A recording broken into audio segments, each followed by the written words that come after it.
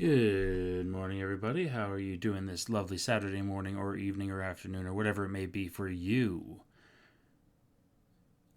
Hope it's going well. Hope you had a good week. It's been a while since I've seen you guys. I haven't been on any other streams since my last one, which it's okay. It's good to take time to rest, relax, get the vibes kind of reassessed out. It's important. But yeah, just want to make sure you're all doing okay. I see you in chat there, Miss XD. Good morning or evening for you. Had time to go look and half anniversary. But what? Half anniversary doesn't start yet, doesn't it? I thought that the polls start on the 26th, which it is not the 26th yet for me. So I actually don't know exactly what time zone that the updates happen on. Now you have me quickly booting up Uma just to see what I get for just to check the daily polls. God damn it! I'm supposed to be streaming. Miss XD. What are you doing to me? It's not half anniversary yet.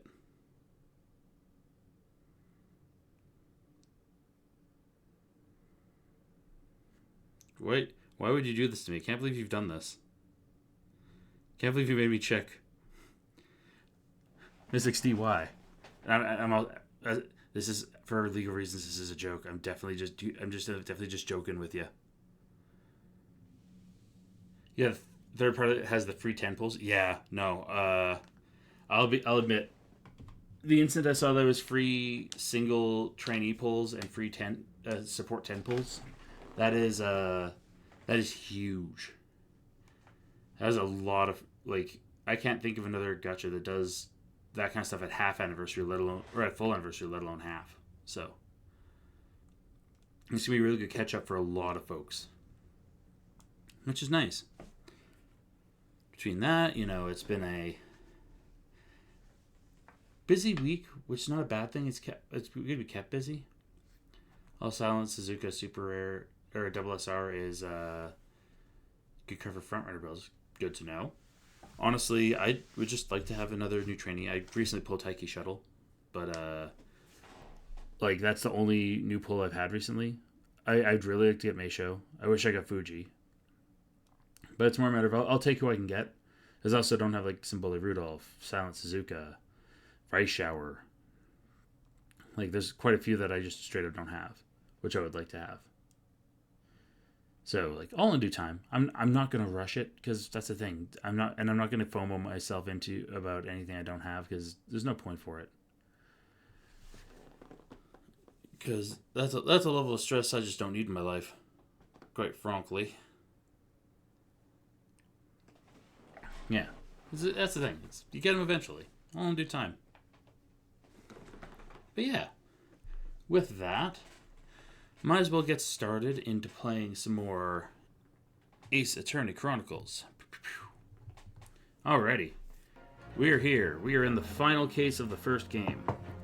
Last we left off, we had just wrapped up all of our investigations to help Gina and help her get out of this situation in which she's being framed for armed robbery and murder.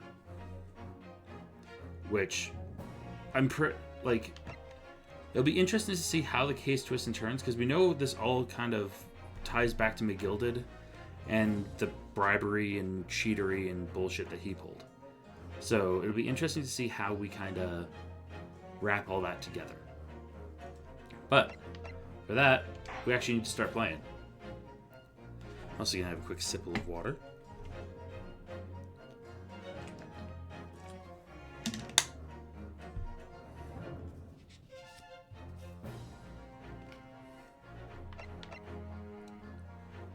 Still stuck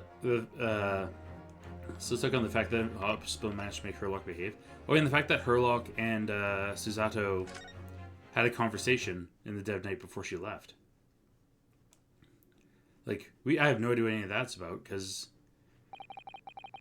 there's a lot of tie-ins. When I woke the following morning, Susato-san was already gone. Outside the window, the rain came down in sheets. And so began an even longer day than the last. One that I remember for the rest of my days. I almost said rest of my life, which would also be an accurate statement. On the 17th of April, 9:32 a.m. in the defendant's antechamber, in the Old Bailey. Hey, Gina. Good morning, Gina. She's cranky. I'm determined to prove your innocence today. I'm sure we can do it. So where's your friend then? Sorry? You know, you're in the fancy dress. Cesarto, or however you say it. I don't know. I've decided to make her Scottish. Scottish. It really was Cesarto's reason for leaving. Oh yeah, going to go see your father who's fallen ill. Like, yeah, going to go see your family, your parents who's fallen ill. I can relate. I can definitely relate. They know the 10-year-old behind the defense table? Oh man, I hope so. That'd be great. Mrs. Otto had to leave early this morning. She's already gone by the time I woke up. You're alright with that? You're alright with that, are ya?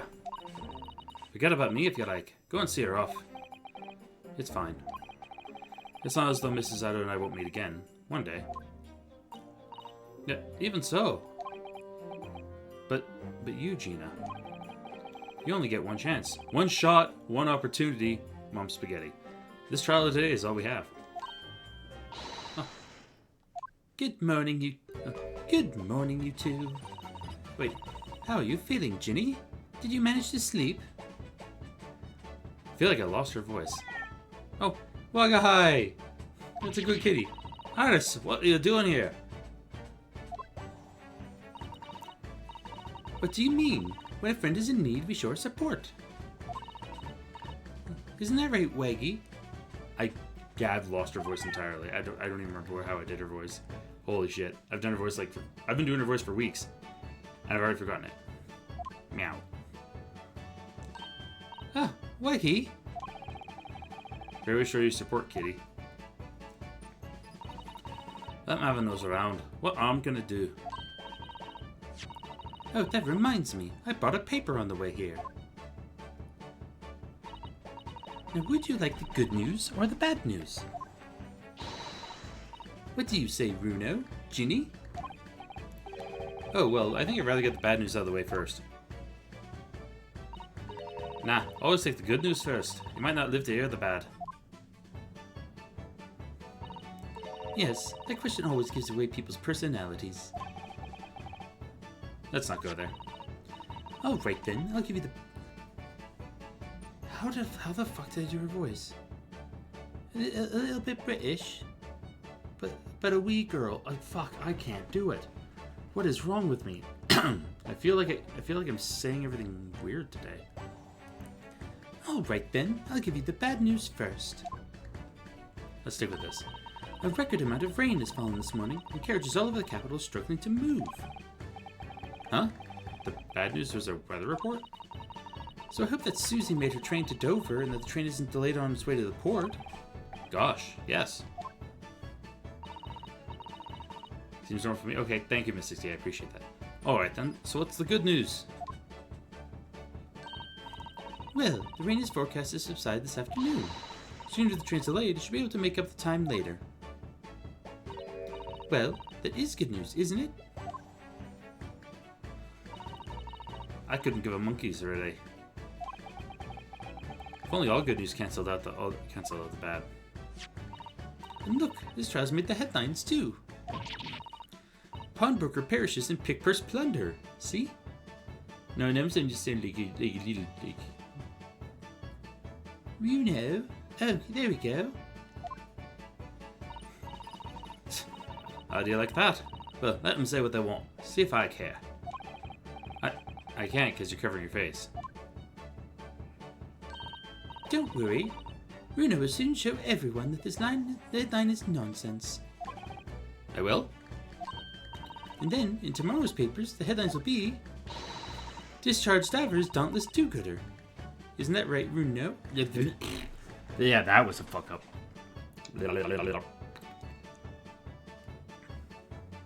Runo... Okay. Discharged diver is dauntless do-gooder. Isn't that right, Runo? Yeah, I'm just gonna... I'm fucking around with that too much. Yes. Let's hope so. Of course they will. I have absolute faith in you. How was that? I was trying to sound like Susie. Did it work? Did it? It's like she was still here. Aww. Then two people with weapons inside the courtroom, Iris and Gina. I should probably read the rest of the paper. I feel like the rest of the paper might have something handy. Good luck then, Runo. I'll do what I can. First things first. Pawnbroker perishes in Pickburst plunder. How awful. Virginia, I mean. But tomorrow's headline will be Discharged Diver is Dauntless Do-Gooder. Right? Yes. Something like that. If possible, I'd like to go even bigger. Bigger? How? Proud pickpocket protects planet post-trial, perhaps? Protects planet? Ooh, I can't wait for tomorrow now. It's gonna be so great. Check the back. There's a sensational story lured down the front page as well. Look. Ministry mole? Classified secrets may have been leaked overseas from Ministry of Justice. That feels like it might be important. For a 10-year-old. Iris certainly has her finger on the pulse of world news. It's about secret communications between Great Britain and its allies. Apparently they're being intercepted by hostile nations. Communications are being intercepted? But how would somebody be doing that? Well, that's the question, isn't it? I've come up with 3 different possible methods so far. You're looking for a new career, Runo? No, of course not. I wonder. Perhaps this is what Lord Strongheart was talking about yesterday. Yes, it could be. And it could explain why he has Gregsy running from pillar to post at the moment. Details of today's paper. Yep, that's going to be handy. You wouldn't update if it wasn't important. Obviously, I don't know the law like Susie does, but still. I'll be by your side the whole time, giving you more support and encouragement. We have our 10-year-old! We have our courtroom mandated 10-year-old. What the fuck? They're letting anything in court. They're letting 10-year-olds with bazookas help the defense. I'm not sure that big thing's as comforting as you think it is, to be honest, but... Thank you, Iris. That's very kind of you. Oh yeah, Iris. Yes, Ginny? Do you have a license for this 10-year-old? You need to have a license? That sounds wrong. I don't think you need a license for a person. Instead of being possessed by a 30-year-old lawyer, she has a bazooka of justice.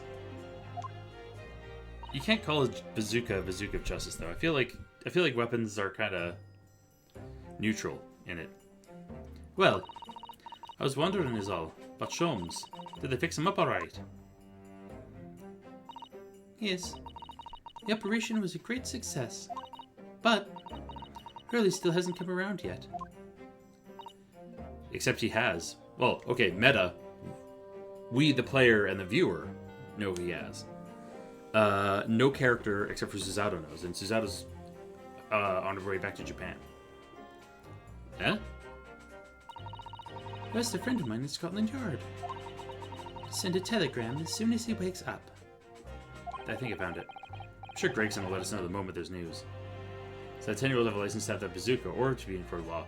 This is 1800s Victorian England. They definitely didn't have licenses for the bazooka. And as long as I call her judicial assistant, she doesn't need a license for that either. Oh, right. Oh, her luck person through him saying objection. That would be great. To be fair, yeah, the 10-year-old is a licensed medical doctor. No Susato-san and no Mr. Sholmes. It's all down to me today, to prove that Gina's innocent of this crime. Miss Gina Lestrade, counsel for the defense. The trial is about to begin. Please make your way into the courtroom. It's time, then. Yes, let's go, Gina. Iris.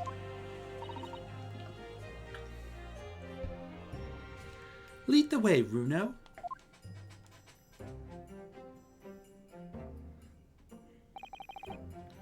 Poor Gina. She's trying to put on a brave face, but I can tell she's worried and scared. I have to believe in her from start to finish. That's the weapon that will secure our victory here. I miss you, Solid Snake. I mean, Kazuma. If I learned anything from my great friend, it's that.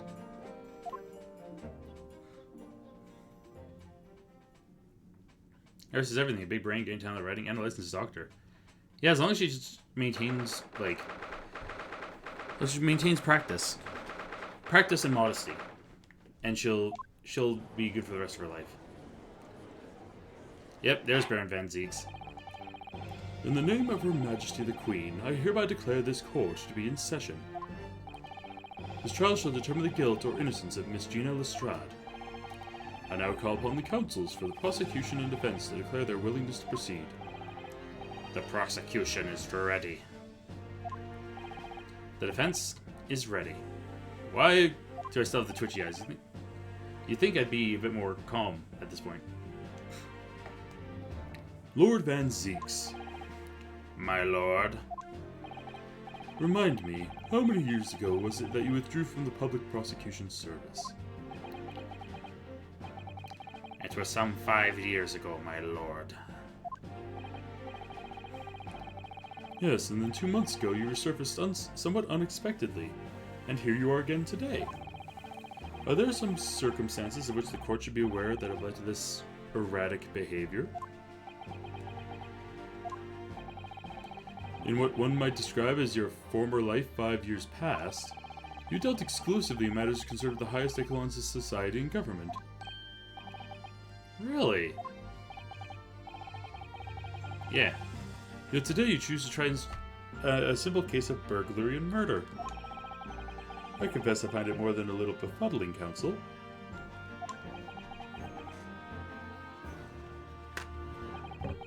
There are 2 types of person I cannot abide. Firstly, those wealthy scoundrels who hide behind a mask of philanthropy to cheat the public at large. He means Mr. McGilded, who you defended against the Reaper 2 months ago. Yes, I just about managed to work that out. Thank you. Magnus McGilded. If I had known what a monster he was, I never would have defended him. And secondly, even more loathsome, those wily scoundrels who masquerade as allies only to effect total betrayal in the final hour. In other words, the confidence tricksters from those tiny islands in the Far East, the Nipponese. Jesus Christ, he's okay. So he's got the first part where he's like, oh, right, yeah, fuck you, eat the rich, and then he just goes like, I only hate 2 people: the rich and the Japanese. What the fuck, dude? That's not great. But what? Did you really just say that? He means you now, Bruno. I actually managed to work that out too. Thank you, Iris. There's only 2 kind of people I hate. God damn it, Baron Van Zieks. That's... Why? Total betrayal. What are you talking about? That torrid look of hatred in Lord Van Zieks' eyes. Was that directed solely at me? Or was he talking about all Japanese people? Just entered. Jesus, that was an entrance. I know, right, Eric? Good morning. Hi. Or afternoon for you. Also, hi, Lava King. I spoke with you and I didn't even say hi. Shame on me. Yeah, I'm doing pretty good, Eric. I hope you're doing well. God damn. Yeah, that was an entrance. An alarmingly scathing explanation, Lord Van Zieks. Still, the judiciary welcomes the return of the so-called Reaper of the Bailey, feared by all London's malefactors. Your lordship is too kind. Can we sue Van Zieks for that? Slander wasn't really a thing back. Slander and defamation. Well, it's not even defamation. It's just... He's just racist. That's it. He's just racist. Now, jurors, the 6 of you have been selected at random to represent the will of the people in this trial. Oh, hey! There's a couple familiar faces, but that's that Russian assassin. Yeah, I got the Russian assassin. I see, yeah, the guy from last case. Last case. A doctor, the stenographer from the one case, and the maid. So we have a couple repeats. We have a few returns. No, juror 1 survived his wife's fury, which, yeah, good for him. Could be better. For some reason they said put women with severe dementia as the teacher my most important assignment. Oh, that's rough. That's definitely rough to hear. Former lieutenant in the British Army here, don't you know? Chaps like me were born ready. Clean crockery, clean cutlery, and a clean conscience. His lordship's motto is very appropriate here, I think. Everything will be stereoscopic in the future. Absolutely, absolutely everything. And I'm ready for it. Oh god, he's one of those guys, he pulls into the 3D trend a lot. He's the kind of guy who saw the first Avatar twice in 3D and was blown away specifically because it was 3D. I don't understand it. I can't have left it in there. It's not possible. But could I have? He left a scalpel in somebody. Or his wallet. He dropped his wallet into a surgeon. Ain't Juror 3 for the third case for the book? Maybe. Women indispensable in society. Step. Female-centric future waits. Step.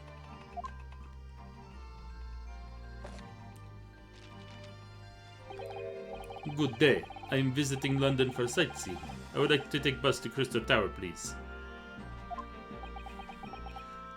He's not even a British citizen. Yeah, Your Honor, one of the jurors is a Russian spy. He's not even British. I mean, I'm not either. But you think isn't a juror supposed to be of one's peers? None of these people is Gina Lestrade's peer. None of them. Something wrong, Bruno? Oh, not exactly. It's just... I'm fairly sure I recognize these jurors. Almost all of them, in fact. Really? Funny coincidences like that do happen from time to time, don't they? But it is quite strange. The jurors are chosen at random from London's 6 million inhabitants, you know? So I've been led to believe. Something tells me I'm being duped. Yeah, this feels like a stacked jury. This absolutely feels like a stacked jury against the defense. Very well. Now, Lord Van Zeeks. The court calls upon the prosecution to introduce the facts of the case. As you wish, my lord.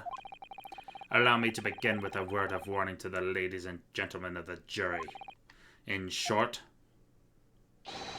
there's never been a more self-evident case of cold-blooded murder. Shock, shock.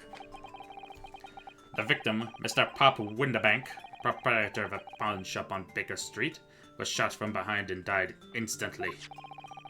The prosecution presents this photographic print of the crime scene. As the court will observe, there's a single bullet wound just below the gentleman's left shoulder. The evidence suggests that the bullet pierced the man's heart, resulting in near-instant death. Fun fact, I don't believe a shot through the heart is actually an instant kill.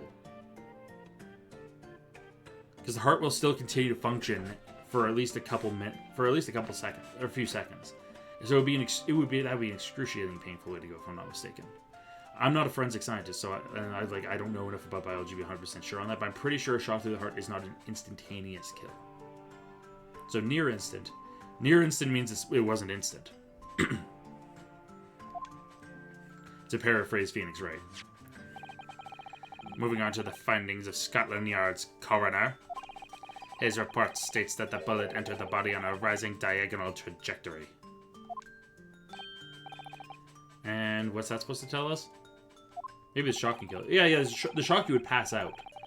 You wouldn't die from it immediately, but you pass out, and then you just bleed out, and your heart would fail as you passed out from shock. So technically speaking, once again, not instantaneous. It means the victim was likely shot by someone significantly shorter in height than himself. Yeah, agree. Shot to the heart isn't shot to the brain that matters. Since the heart pumps blood through the body, but brain sends signals. And even then, a shot to the brain isn't necessarily instant either. Because if it hits a certain part, like, it would be brain stem. A shot to the brain stem would be an instant kill.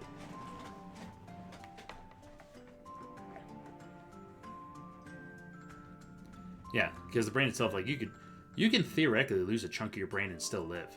Not a full life, but you could live. Like, And in this era, yeah, shot to the heart or brain is basically an instant kill. Or basically guaranteed kill. Not instant, but guaranteed. Someone like the accused, you might say. Oh, ding. The prosecution wishes to present the autopsy report and crime scene photograph as evidence, my lord. Indeed. The court accepts. Hand them to the bailiff, please. The autopsy report's been entered in the court record. And the crime scene photograph's been entered in the court record. I now ask the court to turn its attention to this plan of the establishment where the incident occurred. The proprietor was found in the storeroom where he kept articles pawned to him. A windowless room with a single point of entry. A door to the main shop that was found locked. In this sealed chamber, there were only 2 persons present. The victim, Mr. Winterbank, and the accused. God damn it, Eric. Shot to the brain would be lethal. I haven't used that in years. I mean... there's some days that I may be stupid bottom text, but like I still use my brain technically. In fact, Nights at Freddy's told me someone did live with their frontal lobe bit. Yeah, it's exactly that. The bite of 87 and or 83 did not kill the person, if I remember correctly. I don't know. I don't pay that much attention to Five Nights at Freddy's lore. I'll be 100% real with you.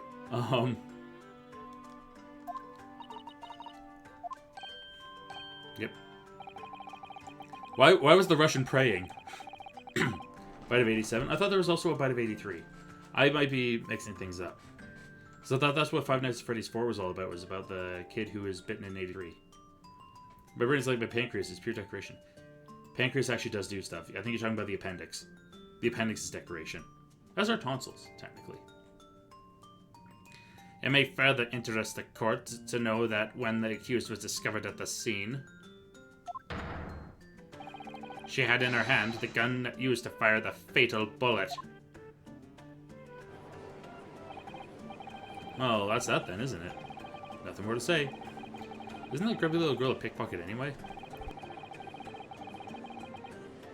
She's my filthy little drabs that lives in the East End. Oh, it's only a matter of time before she got blood on her hands then. Well, that's so rude. What are the jurors waiting for? The girl's guilty as hell. We can't jump to conclusions here. We mustn't assume her guilt just because of what she has to do to survive.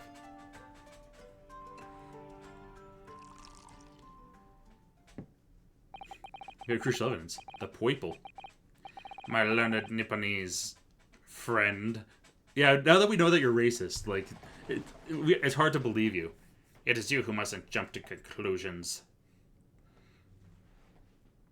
The only ones I'm using right now is heart and kidneys. What about your lungs? You breathe. To prove that you have lungs, I now cast on you manual breathing. You're not thinking about it. You're welcome. The prosecution has barely begun presenting its case. What? Conveniently, this appalling act of murder did not go unobserved. There were witnesses. Good gracious. After their testimony, this girl's true nature will be exposed. Pitiful pick-purse or cold-hearted killer.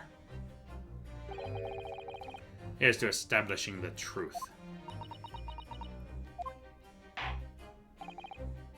The court will take the floor plan and the firearm into evidence. Hand them to the bailiff, please, Lord Van Zeeks. Dino. Oh, hey, Dino. Good morning. Your Honor, may I ask permission to throw rotten of cabbages at Van Zeeks? At once, my lord. Me to your magic wizard, I'm too stupid to understand it. Well, you're definitely still breathing, though. Alright, we have the crime scene floor plan. I should probably... And Winterbank's revolver. This isn't good. Actually, I'm going to take a moment. Let's do a quick check on everything. Your reporting party was me. Yeah, from a posterior anterior bullet wound to the heart. Bullet entered the body from the back on a gently rising diagonal trajectory. That's important to note. So it's not like a sharp diagonal, it's a very light diagonal. Okay, that's just a picture. Wait, because there's still those security cameras that Hurley foisted on him. We still have evidence here. So Van Zee get high regards in prosecution since he hasn't arrested offense besides mentally. That's true. He hasn't physically assaulted him yet.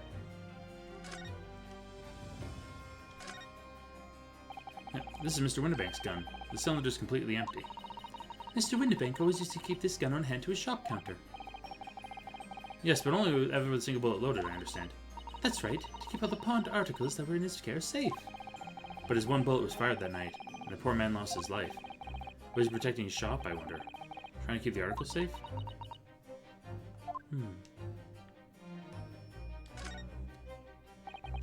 Oh, and that's the only thing. I was gonna double check, see if there's anything going on with it.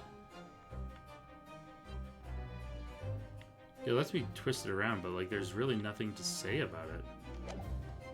At least yet. It only takes one bullet. He has one bullet because of Russian roulette. Juror number 6 would know about that. That is a nice roll. It's a well-maintained gun. This isn't good. I feel like the mood in here has turned very gloomy all of a sudden, Bruno. I think that's because it has. Oh no, he took off the cape. Let us begin. I'm a barbarian gonna go get a warhorn drinking horn alongside my axe. Yeah, you gotta get barbarian basics. It's important. Bring forth the witnesses to the foul murder of Mr. Pop Windibank on 16th the 16th of April. 16th of the April, yes, of this year.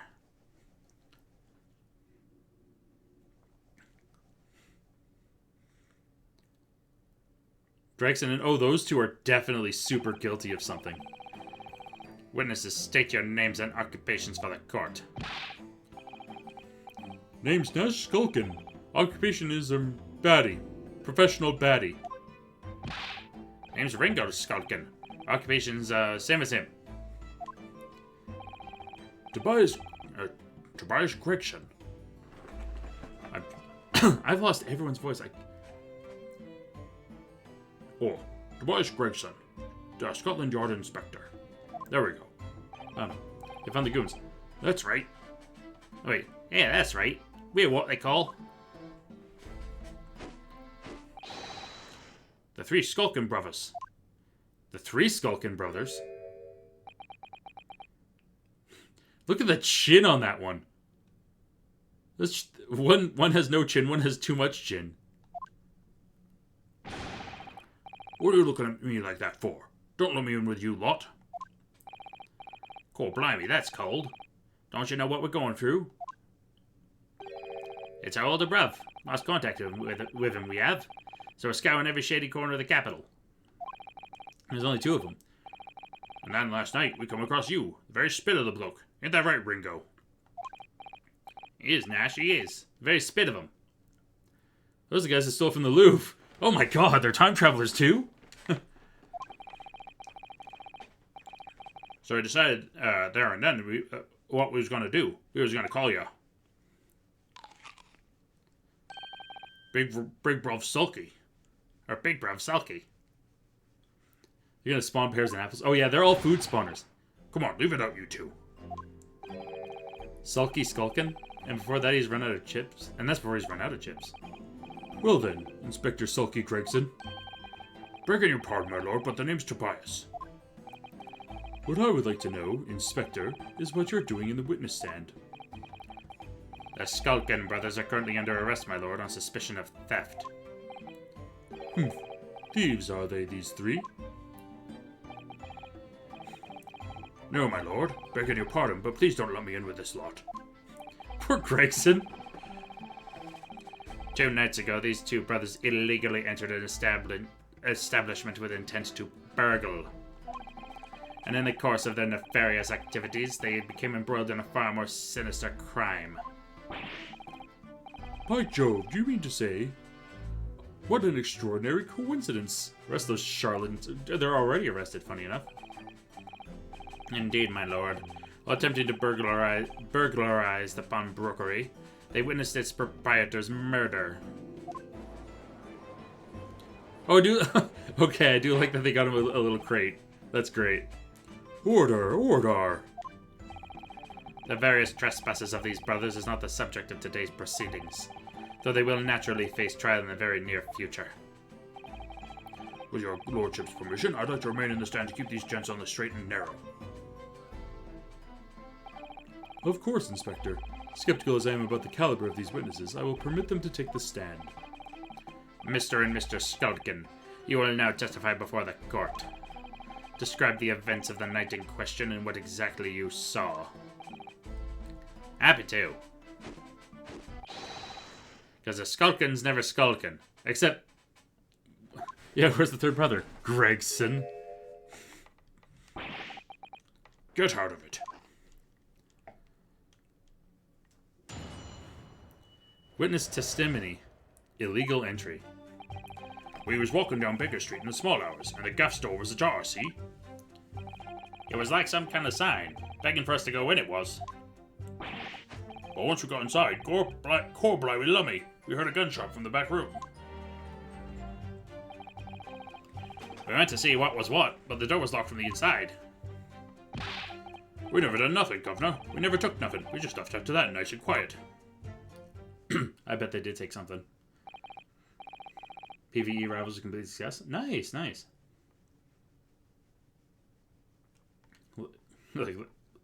I like how they let him keep those masks on. Oh, yeah.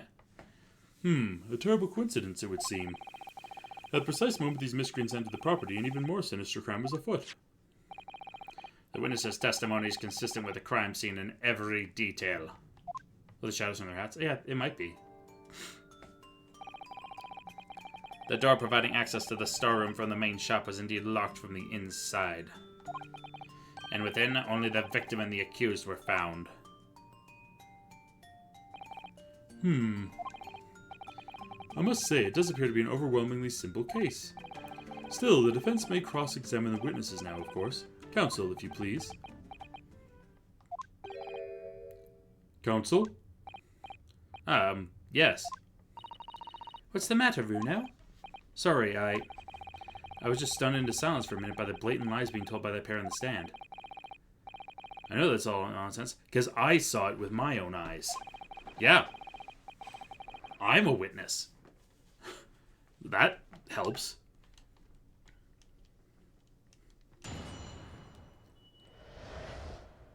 Alright, let's start pressing. So welcome back Big Street, small hours in the calf store's ajar, see? Hold it! Hold that. The front door of Windibank's was ajar, you say? What time of night was this? Must have been about 1, right, Ringo? Yeah, I'd say so. Right, Sulky? How would I know? The place would have been shut at 1 in the morning, just like every other shop in town. Well, it was pitch black inside, it's true. Ain't that right, Ringo?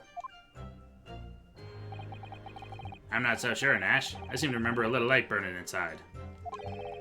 What about you, Sulky, me old mucker?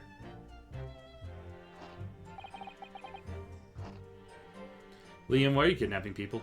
What are you doing?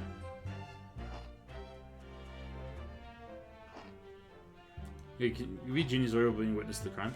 I mean, we have a mild bias and also evidence that we can use against Van Zeeks. But in this world, I don't think that matters. Technically speaking, we would have conflict of interest in the real world. A lawyer, I don't think a lawyer, if a lawyer was a witness to a crime, I don't think that lawyer could then defend the defendant. Because, yeah, I feel like there'd be a conflict of interest issue.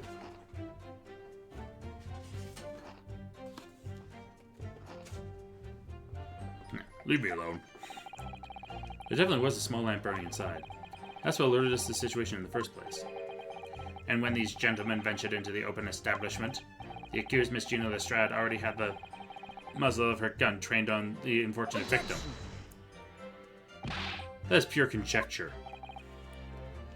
Ha, perhaps, but it changes nothing.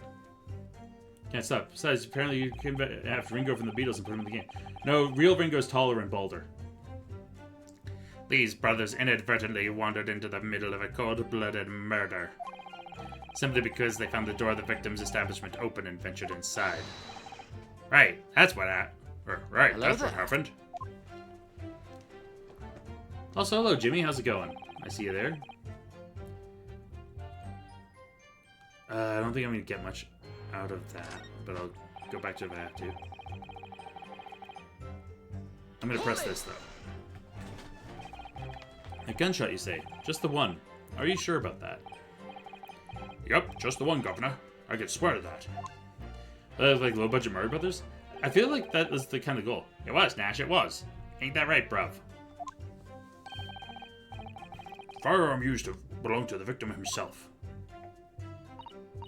Yes, Mr. Winterbank always used to leave his gun lying around on the counter. Also, he's a mammal, not a beetle. That is true. And now, yeah, with Jimmy saying they're Mario Brothers, now Mystic Z's realizing they look like the Mario Brothers. The power of teamwork and communication here. Right, I remember. When we examined it, we found the revolver was completely out of rounds. That makes sense. Mr. Winterbank always used to say he only ever kept a single bullet loaded. That's true. I remember him saying that as well. So we can say with considerable certainty that only a single round was discharged from the firearm used as the murder weapon. Yes, my lord, we can. And I should remind the court that the firearm in question was discovered in the hand of the accused. I'm okay. Ain't got Wi-Fi, but I have a hotspot and switch to YouTube. Oh, that's not bad. I'm just glad to know you're doing alright. British Mario Brothers. Fucking Super Mario Homicide! Woohoo! Ah, wonderful. We went to see what was what, but the door was locked from the inside. Okay, that's a fact, though. I'm gonna press on this, though. I don't think they took nothing. You didn't do or take anything. Is that your story? Well, it was battled as soon as, weren't it? It was, Nash, it was. Didn't even have time to pull me dukes out me Lucy lockets. What the fuck does that mean? To pull me dukes out me Lucy lockets. So no time to take your hands out of your pockets. Oh! Oh, that's what that means. What? Lava King, please don't give meth to crabs. Please do not. That seems like a terrible... That seems like something that should be done in a controlled environment, which I guarantee you do not have. Or any of us have. Plus, I'm pretty sure someone has probably already tried. That feels like a science experiment that already exists. So with no time to take your hands out of your pockets, you just left nice and quietly, you say. That's right, Governor. Nothing we ain't more than violence. Peace-loving nibblers we are, not bludgers. We are, Nash, we are. Never even pulled me dukes out, me Lucy lockets. So you clearly like us to believe. Eh? Yeah, come again?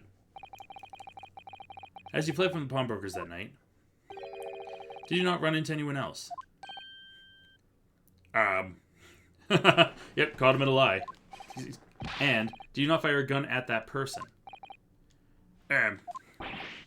Saints alive, they fired a gun, you say? Ah! Blimey, Governor. You ain't telling us. It was you in the doorway. It was. Why the bleeding Nora? Didn't you mention that before? You were armed with a gun, and as you fled the scene, you fired that gun at London's greatest detective, Sherlock Sholmes. They shot the great Mr. Sholmes? I did hear that, actually. There's a rumor he'd been rushed to hospital. Perjury! Execute them. Rich Sholmes? On the night in question. This pair were arrested by the police within minutes of the discovery of the crime scene. Shitpost, not actual study.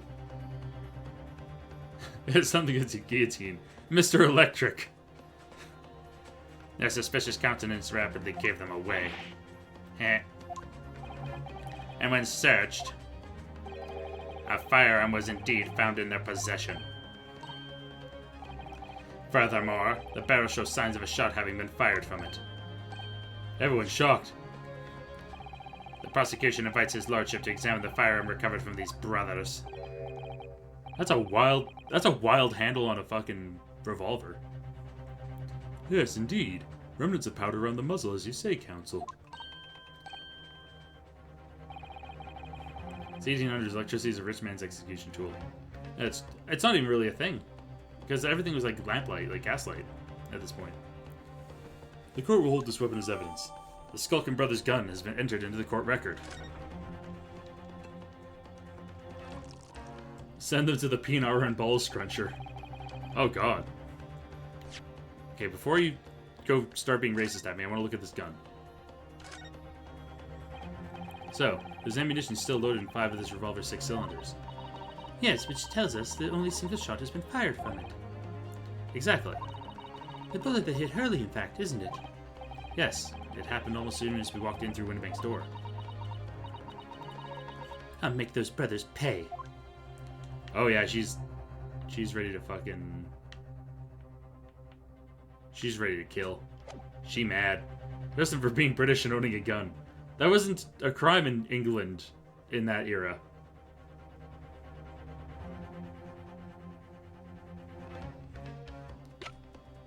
Fuck. That's funny. Okay. My learned punishment? Yes. Here's to you successfully presenting the evidence. What? For yes, there are the telltale signs of spent powder on this gun, and a single bullet missing from the cylinder. But the prosecution demands evidence that was fired at the scene of the crime under scrutiny in this trial. Well, I don't need evidence, because I was there. However, the rest of us in this courtroom were not. I mean, yeah. If the defense fails to provide evidence in support of its rash claim, we shall have no choice but to toast your incompetence and move on. Evidence that these two fired that gun before they left Winterbanks that night. Yeah, I have it. I do have it. The court demands that all claims are affirmed with clear proof. What evidence shows that these witnesses unloaded a firearm in the pawnbroker's shop that night?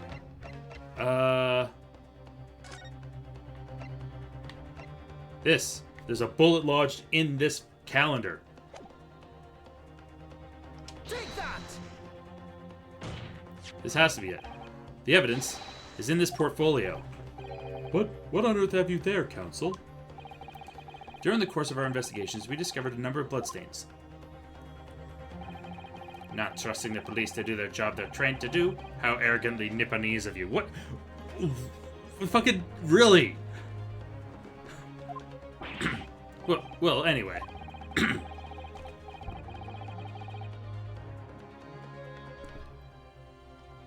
Now, we analyzed all the blood samples we found and recorded the results in this portfolio. And you claim to have evidence the court is demanding therein? Yes, my lord. No more dallying then, counsel. Present the pertinent evidence at once. What do you have in your portfolio that proves that these witnesses unloaded a firearm at the scene? Easy. Take that! This. What is that? Explain. It's a photographic print taken at Winterbank's pawnbroker on the day of the incident. From the scene of the crime, is it? Don't call me a Nipponese, you fucking 1800s drink. What the fuck? Nipponese. Dr. Liam. Look, after Love Bay Cop tampered with evidence in a prior case, there are more than enough reason to distrust the police in this place and time. I mean, yeah.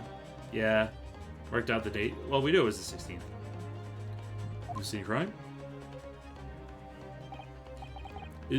Is that a bullet hole? If my eyes do not deceive me, it appears the bullet is still lodged there.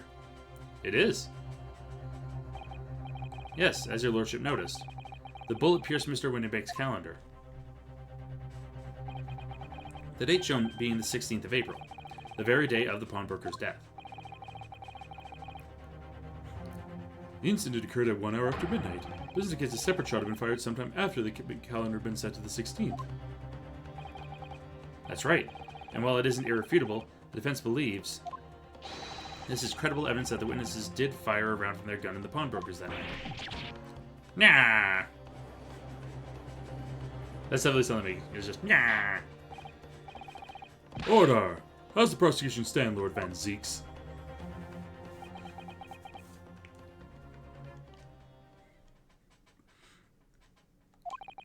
If that is the direction my learned friend wishes to take, the prosecution has no objection. What? That means we're playing into his hand. Why? Stop throwing shit at shit! Nice shot, point blank shot from a revolver piercing through Shum's and hitting that. A nice accidental shot, to be fair. But you'll forgive me for flinging my hallowed chalice aside in disgust at the repugnancy it exposes.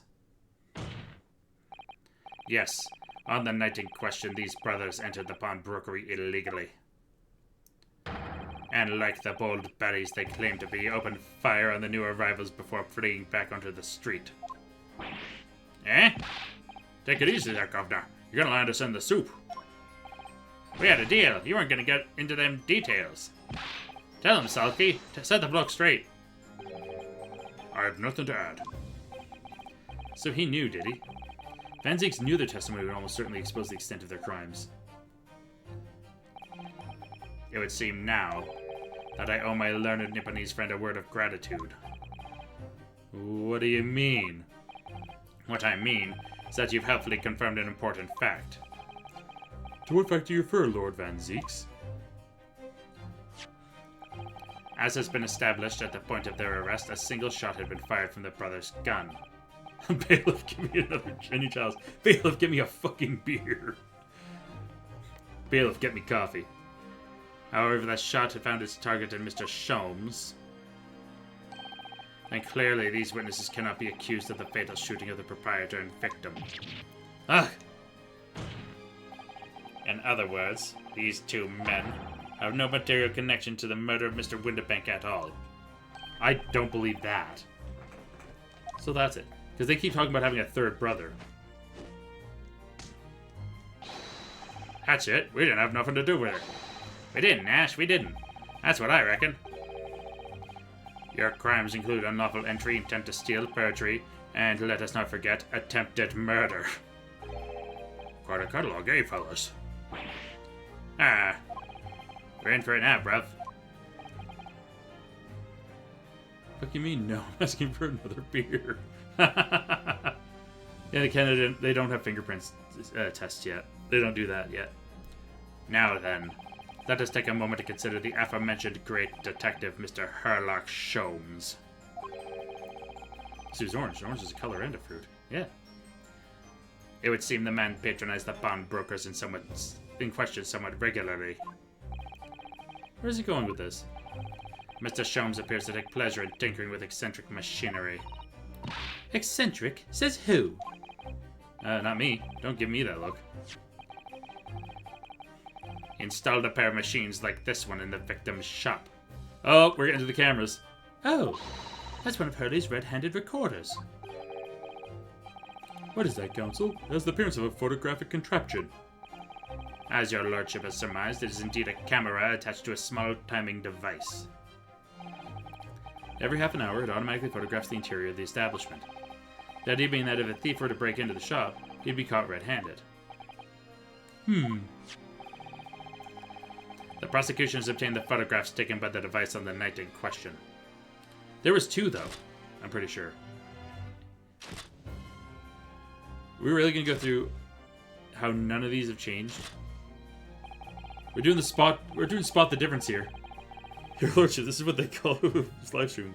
Bailiff whack his pee-pee. No! Wait, whose? As the court will observe, copious identical prints are produced in a quite desultory fashion. Rather prodigal, I feel. In fact, there are two such devices in the victim shop. Okay, they are mentioning that there's two. Good. If I may refer the court to the plan of the premises, their respective positions are here and here. So none in the back room. Okay. You say these cameras produce a print every half hour. I'm afraid I fail to see how that would help if the anticipated thief conducted his activities in one of the many 30-minute intervals. One can only pray that the would-be criminal lingers, my lord. On the night in question, the witnesses currently in the stand were not caught on camera. That's a bit of fire talk, eh, bro? Lady Luck loves a skulkin'. Witnesses, at what time did your trespassing begin? Must have been just after 1, right, bro? Yeah, must have been, Nash. Must have been. Yeah, just one gone. Or just gone 1. In which case, minutes before these brothers entered the establishment. What scene might we expect to see within the shop? Let us examine the evidence. Good lord. Oh my god. Oh, that's not great for you, Gina. That's... Ooh. Ooh, that's, just gonna pull my collar here a little bit. It's the defendant. Miss Gina Lestrade. Yeah, that doesn't look great for us. That's not quality. As the court can clearly see.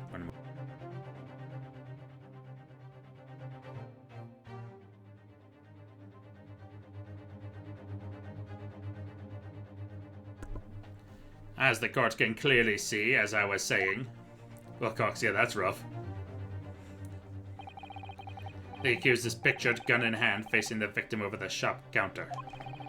No doubt coercing the proprietor to open the door to his storeroom. Quite. One can only too easily imagine the events that unfolded. The court will take this photographic print as evidence, if you please, counsel. It's not the same gun. I think it is. Photograph of Gene has been entered in court record. Okay. Ugh. Okay.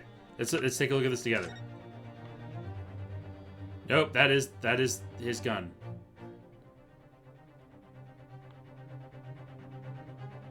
But one of the tickets is still here.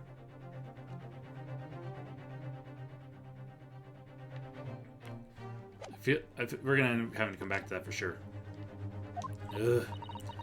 I don't believe it, Ginny. In short, the accused is the only person who could possibly have killed Mr. Windibank. Sheriff, she aims guns at everyone. She really does. Whether or not they're bullets or smoke grenades. I say, my lord. Oh. Oh, what? Wonder if I might put in a word at this point. Go ahead, Mr. Foreman. Took a bally bullet to the knee in the Battle of Maiwand, 1880, don't you know? Oh yeah, it's like 1900s. Decorated for and all that, but I'm forced to retire from service, sadly. Of course, a medal can never outshine the exploits of chaps like us on the battlefield. Yes, Mr. Foreman, and what exactly is your point? Why is she shaped like a moon? I don't know. Carried on the battle after retirement, you see. Battle of daily life, if you like. And here I am now, leading this small squadron. 6 men, all good and true. We'll all go down together, you mark my words. One for all and all for one.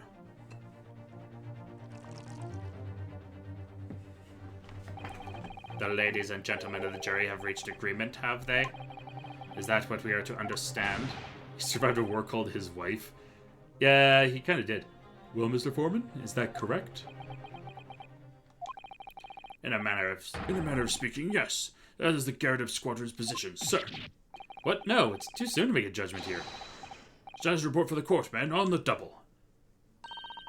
His lordship insists on promptitude at all times, and that goes for making decisions, too. I think finding the truth is clear as say now. I can reach out and touch it.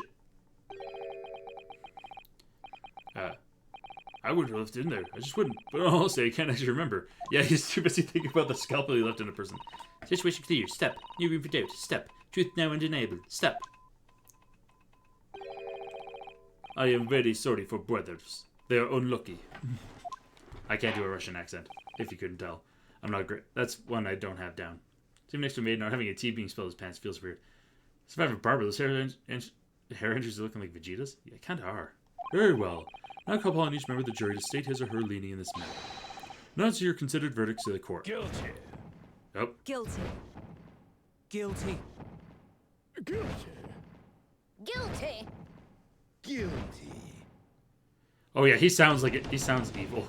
Well, now it's time for a summation examination.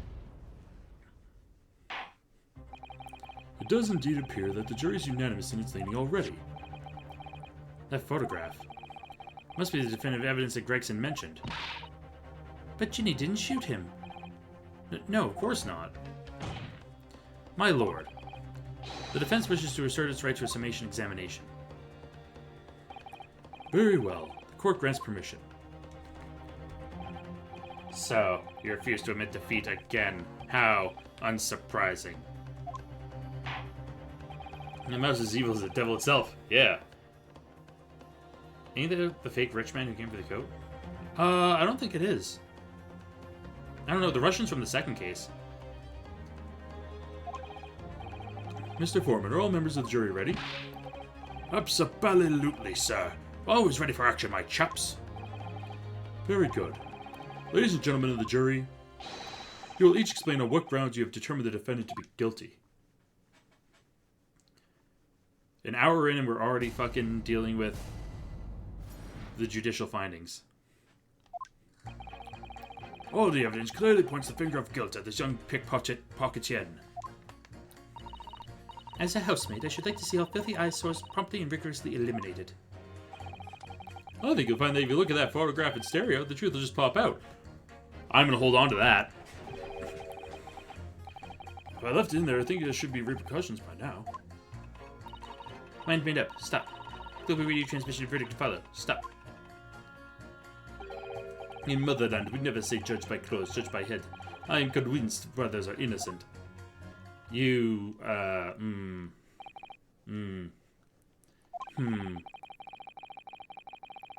Circumstances of the crime and the evidence do indeed implicate their defendant rather comprehensively.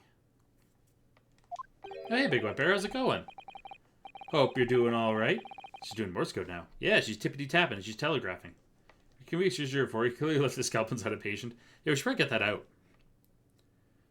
The storeroom, locked from the inside, in which the victim and the accused were discovered alone. And in the accused's hand, the fatal revolver, the firing of which was heard by these witnesses. Not to mention this print. Taken from a chap who's seen action on the battlefield. That young girl's on the verge of pulling the ballet trigger. Thanks a lot, Mr. Sholmes. Oh dear. Heard these cameras are supposed to help, not hinder. I'm afraid I think you have an uphill struggle ahead of you. I do. Virginia didn't shoot Mr. Winterbank. Which means there's more to this situation that we've yet to see. Agreed. Yeah, I want to see the 1 a.m. from the other camera. You have the floor, counsel. Proceed with the summation examination.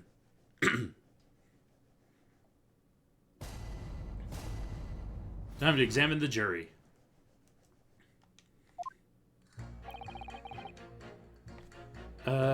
Let's press this. You're Mr. Natsume's landlord, Mr. Karadeb, aren't you? You really must stop meeting like this. Oh, you're that lawyer chap. Well, there's a turn-up for the books. Yes, rather a turbulent time we had back then. Some extraordinary events took place at your house, that's for sure. Luckily, Mr. Sholmes and I were able to get to the bottom of it all. Yeah. I think we did rather a lot for you, didn't we? I mean, obviously. I wouldn't be suggesting that therefore you should change your linear to not guilt or anything. Was there an hour removed or something? Maybe? I claimed that the photograph was photoshopped. How? Can't be denied, I suppose. The curse of the Gardup house was the talk of the town after that business. Lodgers moved out, and I couldn't get a ballet soul to take up the tenancies. Oh. Haven't had the heart to break the news to Joni yet. Bad enough that the old girl's clapped up. Yes, can't be denied. You did do rather a lot, but not for us, that's for dash certain. Oh yeah, I guess, yeah, we did get his wife imprisoned. I suppose not. Of course. There can be no suggestion of that being the reason I'm leaning towards guilty here, obviously. Obviously. But honestly, I really wish you'd paid more attention to the trial, unless to juror number 2. That doesn't feel right. This. I want to press this. What do you mean, look at the photograph in stereo? Sorry, what? Don't you know? Look at the photographic print normally. Looks as though the pickpocket girl is about to shoot the victim, obviously. Objection. There's no indication that the defendant ever fired the gun. All I'm saying is that if you look at the same print in stereo, it could reveal all sorts of new information. By any chance, are you a fan of stereoscopes? Ooh, how'd you know? Because you're wearing one on your forehead. Let's call it a lucky guess. Never gets old seeing the two prints merge in one before your eyes. It's extraordinary. It's captivating. It's the height of modernity. Of course. Oh yes, I think I find the stereoscope's here to stay. Giving us new perspectives we could only dream of before. It's the greatest invention the world's ever seen. Well, if you give me a new perspective on this case, I might agree with you. It can if we get the other...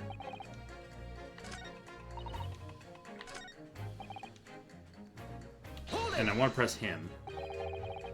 Please tell me you're not a villain Bolshevik. The Russian revolutionary. Revolutionary? Duh. I believe there's such a rumor. It's just a rumor? As you'll see, I have unfortunate appearance. I look like a vicious criminal. Criminal. Yeah, criminal. Your words, not mine. Just want to point that out. People call me revolutionary, murderer, autocrat. And which glove fits? Good day. I'm visiting London for sightseeing. I would like to take bus to Crystal Tower, please. Right. That didn't sound staged at all. You'll forgive me for having my doubts. To be treated like vicious criminal all the time. It is very painful. People do not realize. I have much sympathies for these brothers. People say they're criminals only because of how they look. The Skulkin brothers? Duh, maybe they went inside pawnbroker's shop. But they have done nothing wrong. That is all I want to say. The Skulkin brothers did nothing wrong that night? Alright, well first of all, that's one not so little misunderstanding I'll need to clear up straight away. Tell me something, Iris. What is it, Bruno? The jurors are chosen at random from the inhabitants of London town, aren't they? Yes, it's amazing, isn't it? In that case, how's it that there's a Russian tourist sitting among them, who looks for all the world like a revolutionary? I wish I knew. If I can't change the minds of more than half of these 6 jurors, the trial will be over. But we know that Ginny would never shoot anyone. Yes, so we need to find contradictions of what these jurors are saying, and pit them against each other. Must be ready to go to whatever lengths I have to convince them of Gina's innocence. Okay, time to press everyone then. Pressed? Hold it! Let's figure this out. Polishing the bench, I see. Again. A maid's work is never done. Not a blemish must remain. What exactly do you mean by filthy eyesores? On my way to market for his lordship, I have to pass through the East End. The place is full of beggars, pick-pursers, and crossmen, the scum of the earth. A little harsh, perhaps. Let me be plain. If it were up to me, all those back slums would be made spick and span or eradicated. At least we have people like the great detective working to achieve these important goals. You're referring to Mr. Herlock Sholmes? That's right. I like to keep abreast of his exploits by reading Rand's magazine in between my duties. He does wonders cleaning up London streets. In my opinion, he should be declared an honorary maid of the capital. Mr. Sholmes? A maid? There is definitely fan art of that somewhere. Of Maid Sholmes. It's really quite unforgivable. Gutter scum having the audacity to shoot our very greatest detective. Minor detail. It was the 2 brothers in the stand who shot Mr. Sholmes, not the defendant. Minor detail indeed. They're all gutter scum as far as I'm concerned. Well, it just might be an idea to get our facts straight anyway. Yes, alright. I shall amend my statement. Those brothers are the scum of the earth. They should swing for shooting the great detective. I'm gonna pit you against the person who says that they're innocent. Objection! Yay, we did it. Those 2 statements clearly contradict each other. Good lord. Counsel, explain yourself. Oh my statement? Contradictory? C-O-N. Juror number 6, you got the wrong end of the stick. I do not have stick. I have mouse. Look at this little mouse. It's very cute. That's a very cute little mouse. So baffled the maid wants to purge the poor. Yeah, it's almost like they're a host on Fox News. Sorry, what? Pet the mouse. That's a little baby mouse. Look at it. It's so cute. As juror number 2 said earlier, when the Skulkin brothers fled the scene on the night in question, they fired a shot from their revolver. Yes, they shot poor Mr. Sholmes in the abdomen, I understand. Surely you're not going to tell the court now that you didn't hear. Abdomen. Sir? Sorry. My English is still learning. You are telling the court you didn't hear. Forgive me, I did not hear. Here's word. Abdomen. Part of person's body containing stomach and other vital organs. And this is what you mean? You should say in plain English. I'm Russian, not native speaker. Who thought it was a good idea to let this man be on the jury again? So, you are telling me these brothers who look like criminals were lying? I said before, we never done nothing. But the truth is, they shot detective. Duh. This is double negative. Yes, that's exactly right. Lying is wrong, especially when they said by person who looks like criminal. Oh no, the mouse! It's been squanched. It's in a slightly unfortunate shape now. Let's continue. Poor mouse. No, don't call PETA. PETA will just kill the mouse. Coming for you, that seems surprisingly prejudiced. This means, when they said we never took nothing, maybe it was also a big fat lie. Is this true? Well, according to the police report, no stolen goods were found, so... Enough. I trust no one now. It's not the mouse's fault, though, sir. I must see with own eyes. I must investigate crime scene myself. I'm afraid that won't be possible. Yes, it is, Runo. Easily. Sorry? With the prints from Hurley's red-handed recorder. Ah! If you compare the print that pictures Ginny and the next print from half an hour later, you'll be able to see straight away if anything was taken or not. Cooey, Mr. Prosecutor. Tut. Calling on the prosecution in the middle of a summation examination of all times. The print showing the accused threatening the victim after she broke into the shop is this one. Can we see the one after that?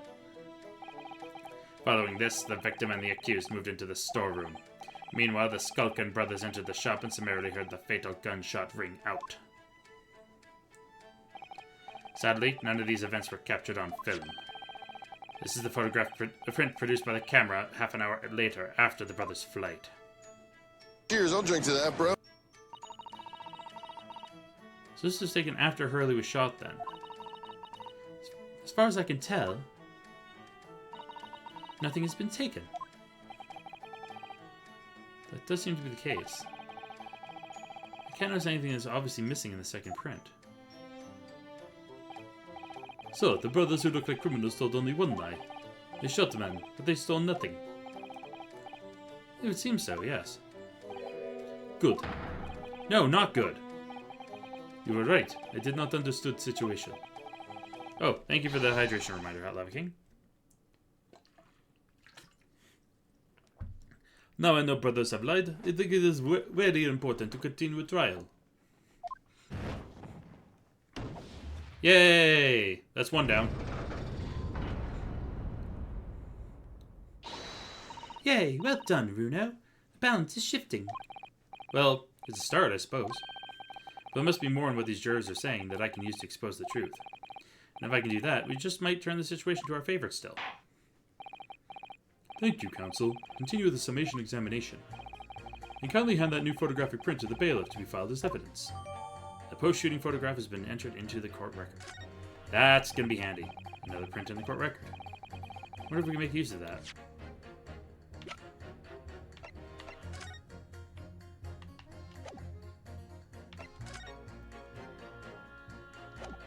Wait. Oh, I thought I did see a difference. Yeah, because everything's there.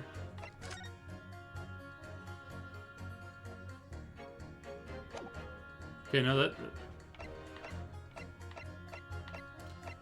actually, no. You can tell right between the two. Okay. Look at the pile of stuff. The pile of stuff is shifted slightly to the right in the second photo. So something was moved. British soldier guy and photo guy. Oh yeah, that's gonna be it.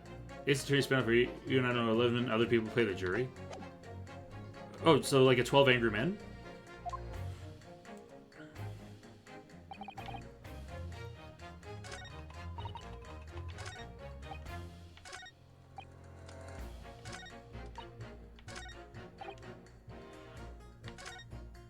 what I'm gonna do is I'll get my final couple presses in just to be sure. What exactly have you been muttering about all this time, sir? Keep talking about having left something somewhere or something like that. So sorry. As you can probably tell, I'm a surgeon. A surgeon? That totally passed me by. Of course, people conducting surgery in this country aren't considered to be doctors. Oh no.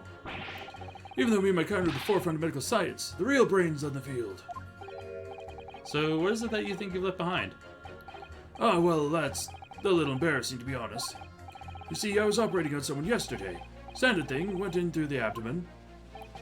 But when I'd finished the procedure, I couldn't find my scalpel anywhere. Oh no, I was joking about the scalpel. I was joking. But did he? Surely not. Exactly, surely not, you say yourself, don't you? Worrying, isn't it? That's what's been troubling me this whole time. Could I really have left my scalpel inside the fellow's belly? No, of course I couldn't. So, there you have it. Like I said, a little embarrassing, really. That's one way of putting it. The other's manslaughter. That's exactly my concern. And seeing as this case appears to be all but sewn up, I need to focus on trying to remember exactly what I've sewn up elsewhere. Now, I'm sure I made sure everything was back as it should be. Well, as sure as you can be without being sure. I'm sure you need to be more sure. And telegraph lady, who are you communicating to? Sorry, radio transmission? What do you mean? Are you from the Far East? Stop. Yes, from the Empire of Japan. All communication with Far Eastern nations used to take place by mail. Royal Mail steamers take more than a month to complete the journey. Ah, but now we have the electric telegram, so we can send messages using electrical signals. Looking at his operation in the abdomen. Yeah, the poor patient might be Soames. There might be a scalp inside Soames. Thousands of miles of cable have been laid along the ocean beds, connecting the entire world. Thousands of miles of cable on the ocean bed? Makes my head hurt just thinking about it. Yep, and a lot of those cables are still in use. I don't know if they're still in use today, but there's still a lot of cables down there. There's the forbidden sushi of all the fiber optics that go across the ocean floor. You're well informed, young lady. Hehe. But cables will soon become a thing of the past. Stop. Just when I was starting to catch up. Radio transmission is the future. Stop. Message is carried out over areas to four corners of the globe. Stop. The globe's round, it doesn't have corners. Excitement growing. Stop. Atmosphere electric. Stop. Right. Try not to wear out your fingers. Air wireless telegraphy. Stop. Driving technological revolution. Stop. Give me a cellular phone. Stop. People say inventions like the stereoscope are the height of technology. What utter piffle. I can't understand it. I really can't. They're just silly toys. Oh yeah, I'm gonna pursue that. Excuse me. Juror number 3. Sorry to interrupt when you're obviously fuming, but... What? Perhaps I have something to say about juror number 5's last remark? As if I couldn't guess. Oh, you bet I do.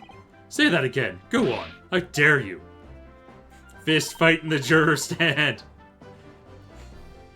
Goodness, are you talking to me? I think you just might be, yes. You think stereoscopes are just toys, do you? Huh? Absolutely. I mean, really, a machine to view photographs in 3 dimensions? Why on earth would you not just use your eyes to look at the world around you? It's all 3-dimensional. What a great way to appease the man. No, I'm sorry. Stereoscopes have no practical use at all. You just don't know. It's fight call time. Fight, fight, fight. Pardon? I think you'll find that viewing photograph through a stereoscope can unlock all sorts of possibilities. I'm also gonna have to demonstrate. What sort of possibilities? Well, take a crime scene, for example. If you had a pair of photographs from a crime scene that you could view through a stereoscope, you could reveal hidden clues you never even noticed before. What? Have you got any, Bruno? Any prints we could look at with a stereoscope? Absolutely. How about this print here? Should do the trick, I think.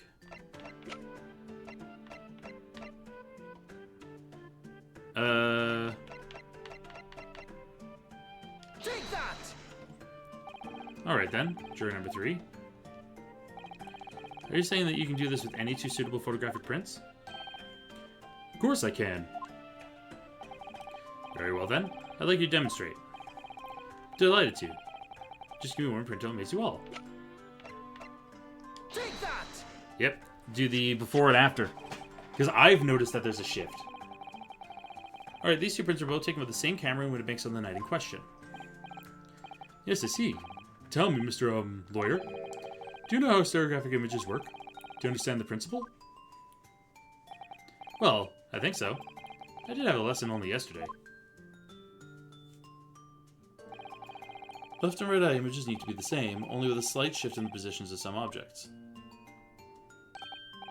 Then when your brain merges the two images together inside your head, it uses the shift as if it was deaf. They clashed together and met the cell phone? Basically. Yes, exactly. Yeah, these two made out and married after this case. They invented cell phones. It's that small shift between certain objects in the two pictures that's really important. So what happens if you use two photographs that are exactly the same then? No, obviously that wouldn't work at all. Not for seeing the scene three-dimensionally anyway. Oh! Of course, now I see. I think the young girl's discovered the secret. I have. God damn the cross eyes. Can you uncross your eyes before you tell me? Have another look at these two pictures from Hurley's camera. Bruno. Go on. Show us. Show me. Can you see that there's a really obvious difference between them? Of course there is. There are two people in the first and no people in the second. Well, yes, you can see that straight away. But now, try looking at pictures in 3 dimensions. I can't do it. I can't cross my eyes. Alright, I'll give it a go. So to start with, you have to cross your eyes, and then try to make the two pictures overlap exactly.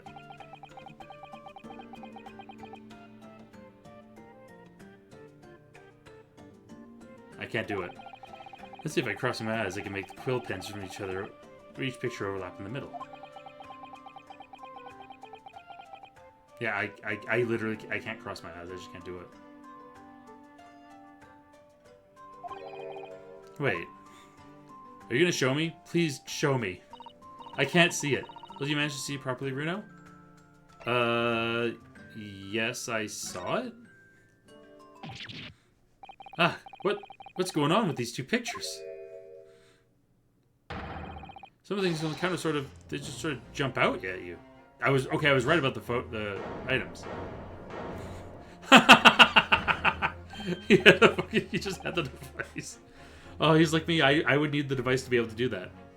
Yes, he said that's it. You see, that's the other amazing power of stereoscopes. Other amazing power? Is someone going to explain this black magic, eh? Why the deuce do some of the things on the counter seem to jump out at you like that, huh? I think you'll find that if you consider the basic principle of the stereoscope, you'll answer your own question. Basic principles of the stereoscope. As I said before, if you try to look at two identical pictures using a stereoscope, it won't work at all. It's a slight shift in the positions of certain objects that lets you see them three-dimensionally. In other words, even though at first glance it seems that the objects on the counter haven't moved at all between the two pictures, it shows actually there must have been a slight shift in their positions. Yes, there must have been. Now hold fire there, sir. Got a reasonable grasp of this whole cross-eyed business now, I'd say. But why the devil does this shift between the two prints exist in the first place? Well, what's the answer, fellow? Come on, you're the cross-eyed master. What? Me? I haven't the first idea. You know, Bruno, it's quite simple. It is? Just think it through step by step. The first photograph was taken at 1 AM. Then 30 minutes later, the second photograph was taken. But the position of some items on the counter appears to have shifted slightly in the interim. So that means that sometime in the half-hour interval, someone must have tampered with the things on the counter. Zookers! Zookers? You got a headache for trying? Yeah, honestly, I did too. Someone tampered. New information. Stop. Not mentioned in testimony so far. Stop. Yes. We've had to go around in circles a little here, it seems. But I'm starting to see what I should be aiming at in this summation examination now. Ladies and gentlemen, the question now is clear. We know the items on the countertop were moved, But by whom? Are you suggesting you might know?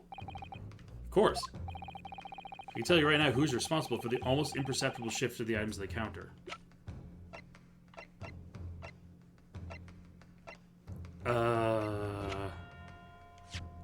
Give me a quick moment.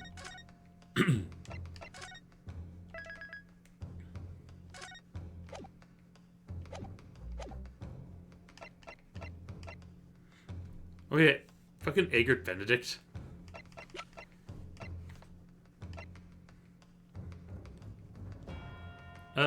That's... Guess here? There's a witness is currently in the stand. The Skulkin brothers. Wait. This does not agree with what brother said in testimony before. He said they did not even have time to pull dukes from Lucy Lockets. But phrasebook says dukes is meaning hands, and Lucy Lockets is meaning pockets. But is this another lie? Is this what you are saying? Yes, I'm afraid so. Now hold on there a minute. You can't be sure of that.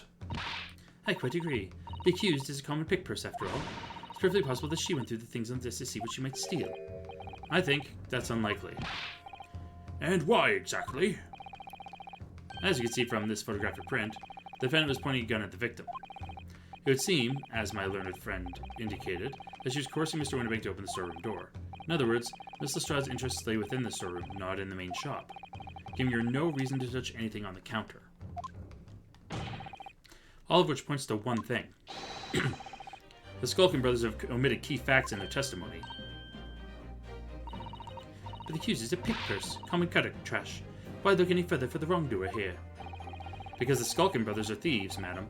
No better, in fact worse, than a pick purse. Yeah, I believe that these brothers were looking for something on the victim's counter that night. Ladies and gentlemen of the jury, if you would condemn the defendant on the grounds that she's a pickpocket, would it not at least be right and proper to thoroughly scrutinize testimony given against her by two thieves? Well said. I, for one, would like to hear more from that shady pair.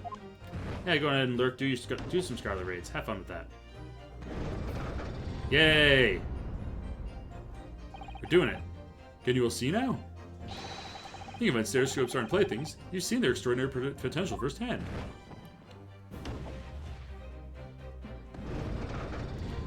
Alright, we're back to halvesies. Who did you agree? Stop. Must purchase after trial. Stop. We return home via Regent Street. Stop. Yeah, we did it! Yay!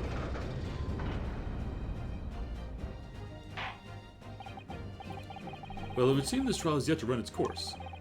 The ladies and gentlemen of the jury have declared their inclinations via the mighty scales of justice. It's kind of sick, actually. I hereby call the summation examination to conclusion with the balance altered in the defendant's favor. 2 lean to guilty, 4 lean to not guilty. Accordingly, the jury is without consensus. And I order this trial to continue. Yay, well done. Oh, by the way... What? You should hold on to this, Runo. You never know when it might come in useful. Twice in one trial would be unusual, surely. But alright. The stereoscope's been entered into the court record. Lord Van Zeeks. You will instruct the witnesses that the court demands additional testimony from them. Yeah, go ahead and have your drink. You bastard. I'm sure it won't spoil the bouquet to do so, my lord. Yay, success. I do like the summation examination. It's a nice touch, a nice twist. As well as the multiple witness stuff. Well, multiple witnesses is fun. Won myself another chance to probe that pair about their activities that night, at least. And I won't stop probing them until I've proven that Jean is innocent. Could you use a word other than probe? Like interrogate? Question?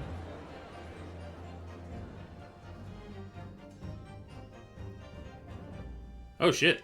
That was a full part? Well, ding dang. I will save my progress. Didn't realize how close I was to finishing off Trial Part 1. We technically have those. It's called bluffing. It's called making it up. My sources are that I made it the fuck up. Don't worry, I'm very anal about probing people. You would be, Dr. Liam. Order, please. Let us resume proceedings. Witnesses, you will now retake the stand.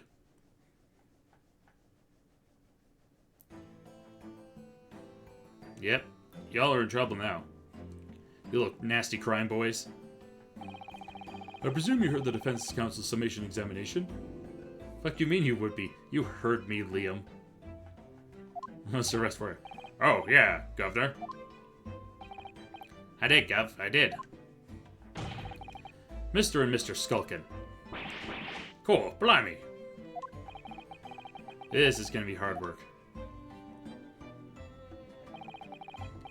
Early in this trial, you give the following testimony about your actions after you entered Windibanks. Well, it was bedlam soon as, weren't it?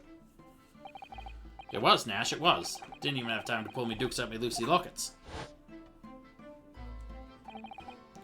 However, that was a lie. Hey, Mario and Luigi in this. Hey, Greg Graves, how's it going? Hope you're doing alright. You brothers. Cool, blimey. On the night in question, you rifled through the items on the victim's counter. We never done nothing of the sort. How do you figure that out? Oh! Uh-oh. You will now give formal testimony once again. You will tell the court precisely what happened on the night in question. And this time, you will tell the truth. Each lie that passes your lips serves to increase the severity of your punishment.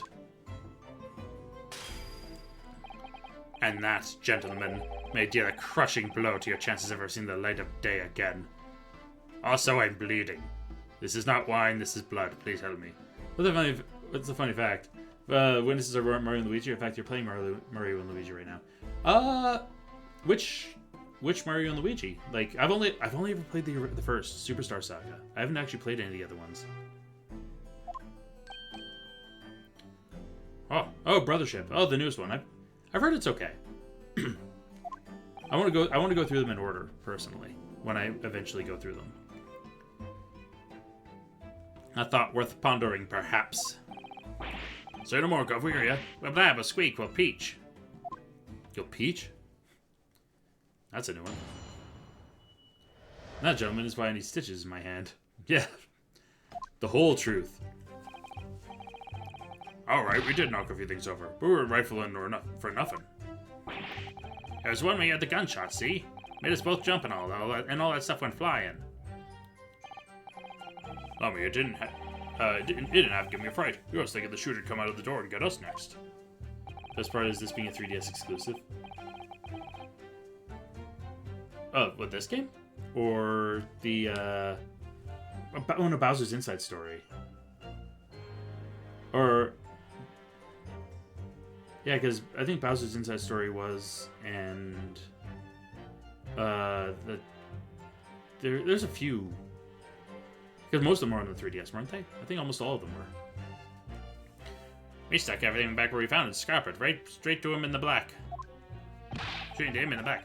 We're going to shot the pawnbroker, see? We never even had a chance, did we? Inside Story is DS. Yes.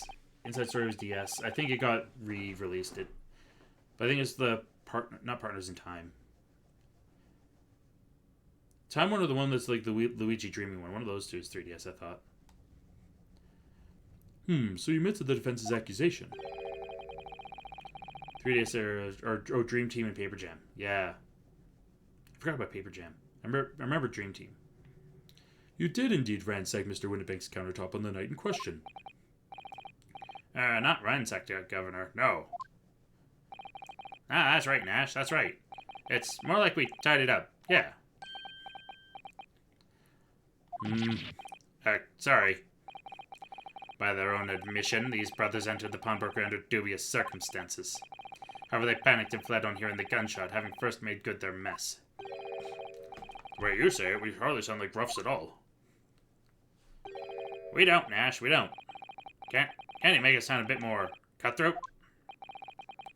Can't just be coincidence that these men showed up at Windibanks that night. There's more of their testimony than meets the eye. I'm sure of it. Yeah, they're like Transformers. The Mario Brothers pissed off Edgeworth Brando. Only in this game would that sentence make sense.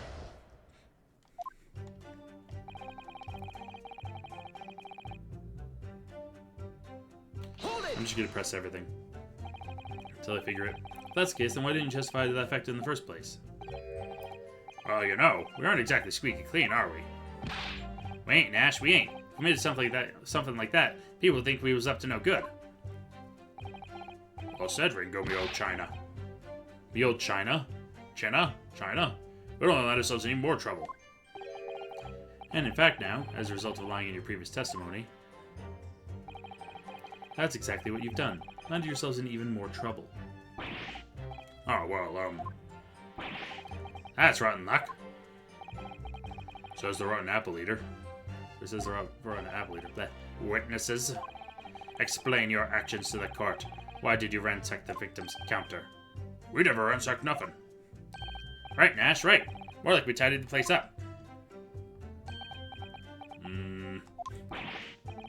Sorry.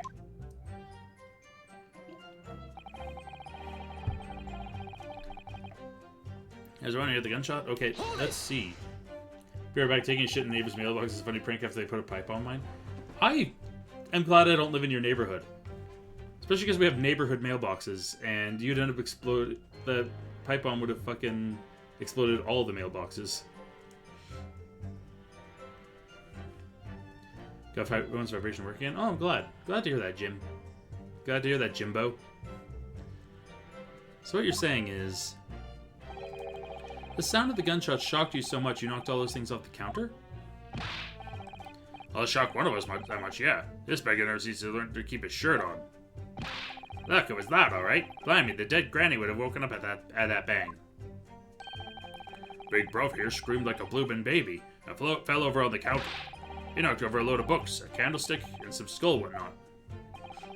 I got tangled in some marionette what knocked over a picture frame, what knocked the scales on the floor.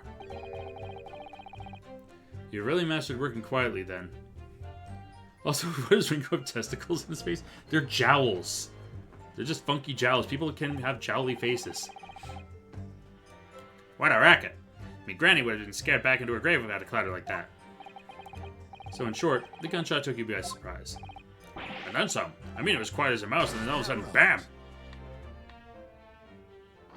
Yeah, I'm gonna pursue that. Inspector Gregson, do you have something to add? Like I keep saying, I don't appreciate being lumped in with these scoundrels. No, something to add about their testimony. You seem to react now what Mr. Skulkin said. Did it make you think of something? It's probably nothing, of course. I wouldn't even bother to mention it, only... Well, fact is, cases don't get solved if you ignore the little details. How about you just tell us what's on your mind? Yeah, just say it. As you know, we brought these fellas into the yard for questioning last night. And the statement they gave then told a slightly different story to what they're saying now. Ah. Did it? You claimed you heard the victim shout something up with the gunshot. Might have, Gov. Might have. Does it ring a bell? It does ring a bell now that you mention it. Granted, it's only a minor detail, but still. I can't help feeling like perhaps you've been a bit sloppy with your testimony here, eh, fellas? If I discover the witness's testimony has been any more sloppy than it has hitherto proven to be, I shall be forced to bring the very harshest punishment to bear against them. Easy. We'll get it right this time. That's it. Yep, it's all coming back to me now. Then speak. Supplement your testimony with whatever details are miraculously returned to your questionable minds, sirs. I actually really like talking in the Van Zeek's voice. It's a good silly voice. Right, yeah, Gav. Just before the gunshot, we heard a voice yelling out, "Give me that gun." I need to press that. What kind of voice? What would it sound like? So in fact, you heard the voice and the gunshot almost simultaneously. We did, Gav, we did. Can you do a Mario impression? Ah, it's me, Mario. Ah, let's have a spaghetti. Hey, it's a Mario. Woohoo! Oh, hey, oh, ha! I'm no Charles Martinet, but man. And also, Mario, it's a me, Luigi. I can do those. No, I feel my Waluigi's best. Wah, it's me, Waluigi. Hello. I suppose... now I need to get back into these voices. You got me doing Mario voices. Now I need to get back into the terrible mobster voices. Yeah, see? There we go. Waluigi sounds good? Yeah. Thank you. I appreciate that. I have also cosplayed Waluigi many times. You can... Something I will bring up at a point. If you know the Runaway Guys, YouTubers known as, well, Nintendo Capri Sun, Chugga Conroy, and Proton John, they do their show, Throw Controllers. And in 2017, I believe it was, they were at Otafest, my local anime convention, and they did Throne Controllers. And the winner of that Throne Controllers was me, dressed as Waluigi. So I at some point I will throw the video into like the video share on I can throw the video share somewhere. What did I win? I won a Galaxy 3DS, like the purple Galaxy 3DS, which I still use to this day. It is in not mint condition, but it's in very good condition. Yeah, of course, Mystic Steve immediately picks up on Pwapel.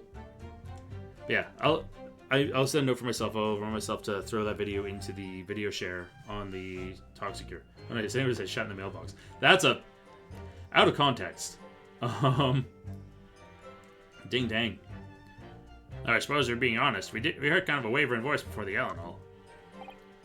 If you don't want to get shot, give me that gun. Bam. Kind of thing.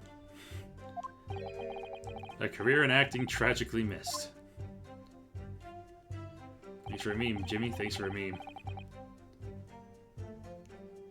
Or Liam. Where were the voices come from? Could you tell? Of course we could. From the other side of that door behind the counter it was. From the storeroom where the victim was found dead. And the voice you heard, was that of the victim, Mr. Windabank. On me granny's life, of course it was. On his granny's life, of course it was. So that would mean that you both knew Mr. Windabank and the sound of his voice. Eh? So that would mean what? What, Nash? What? Any ideas? Yes, Counsel. Indeed it would. Nah. We didn't know the geezer. How am I supposed to deny when that bloke in all the fancy cloth was giving us the evil eye? If you value your lives, you will ensure your testimony is accurate and true.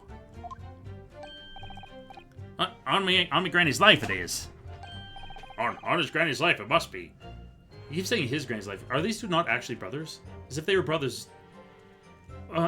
full brothers. If they were full brothers, they'd have the same granny. They might be half-brothers. It's a good job his granny's dead. To summarize then, immediately after hearing the voice of the victim, you then hear the gunshot. Prison don't kill him, Van Zeekwell. Gonna beat them to death with a wine bottle. Causing you to stumble and upset the items on the counter, scattering them over the shop floor. Make it sound like we're clumsy. Don't forget, we tied it up after, like good little boys. Anyway, the way I see it.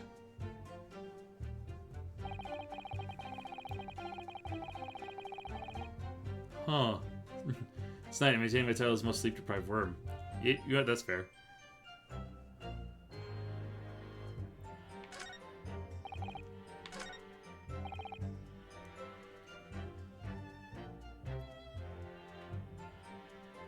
Wait a minute, the bloke that owned the place was old and a gun, so he should have just fired instead of yelling at the girl.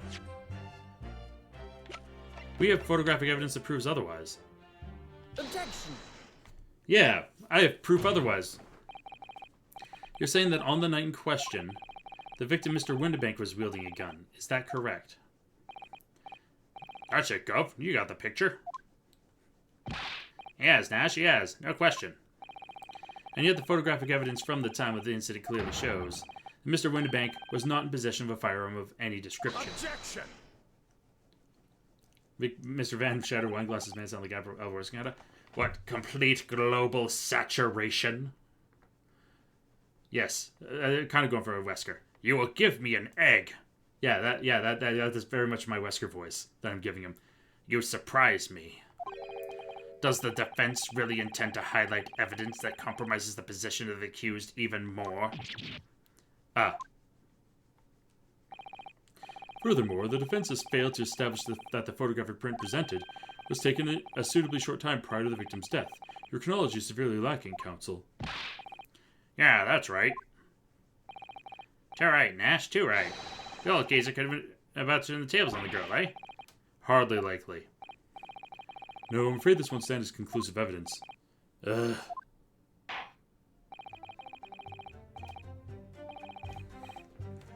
Continue with the cross-examination, counsel. And hear my earlier witnesses. This isn't wine, it's Ouroboros. Now I want to play 5 again. God damn. 5 is such a good game. Skulkin's never skulking.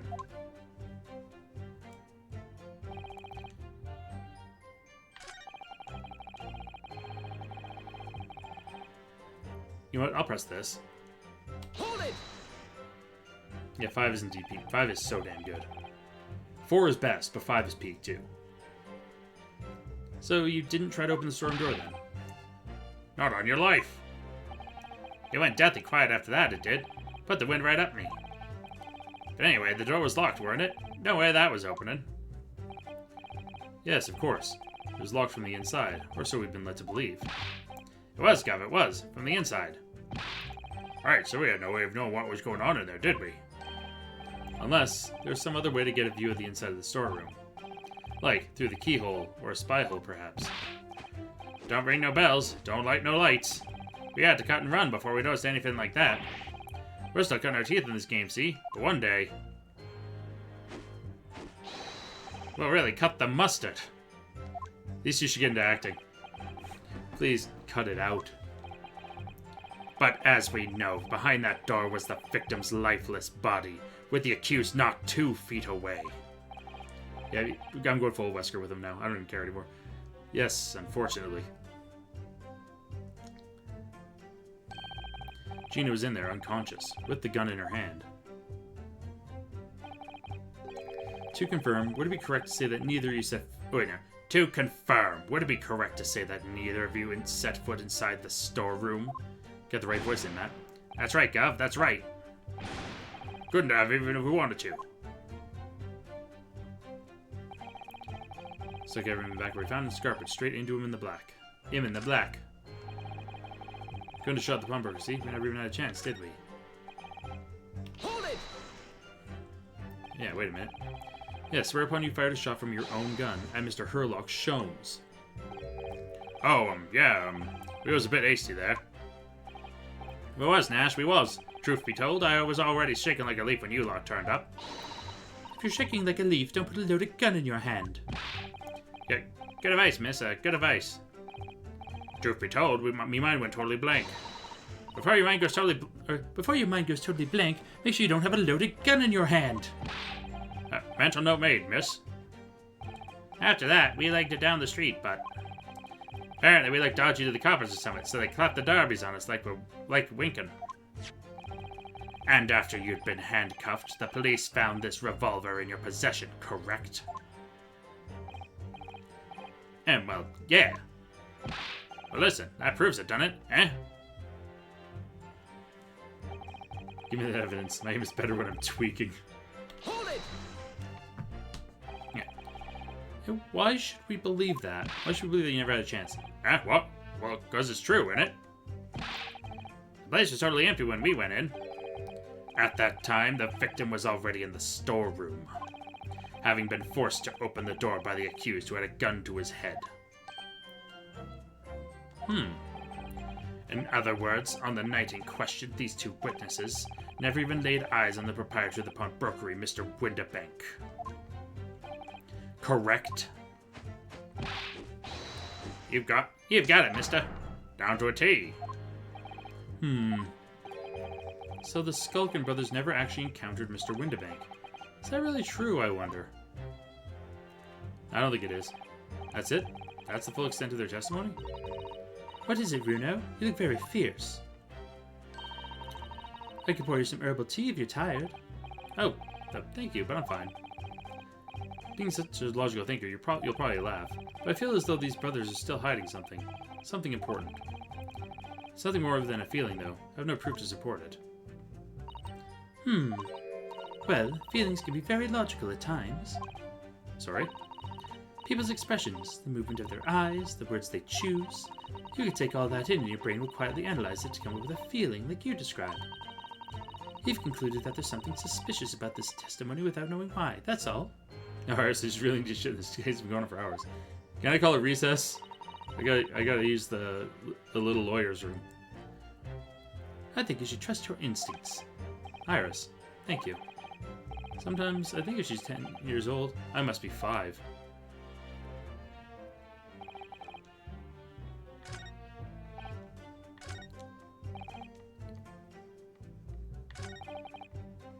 Okay, what am I missing here?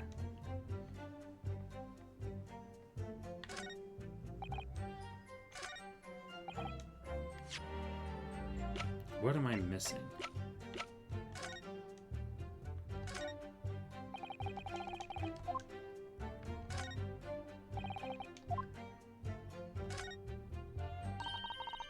You have to pop your 2 prints in here to start with, you see?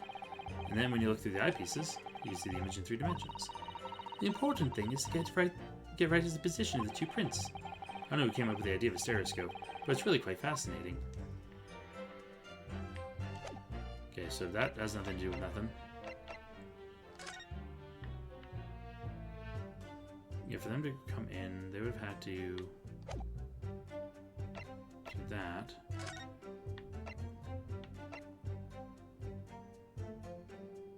Sometime between 1 and 1:30 is when everything happened.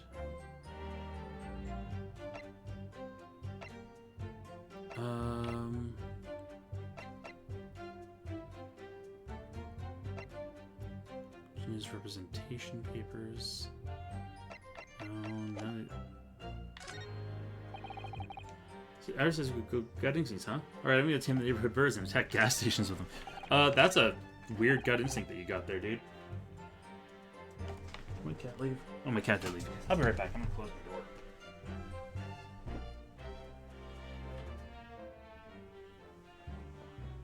There we go.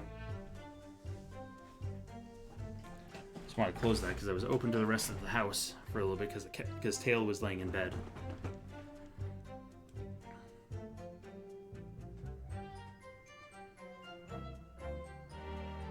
Hold it! Did I do this one already? Nope, no, I've already done this one. Let me repress that 6th statement.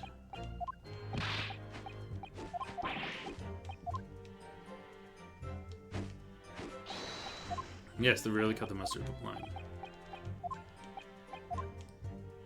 Okay.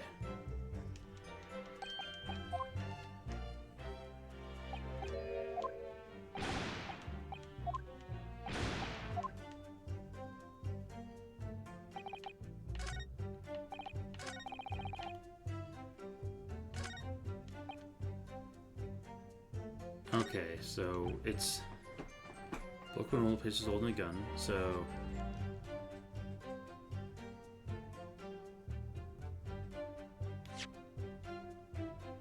yeah, I've already presented against this.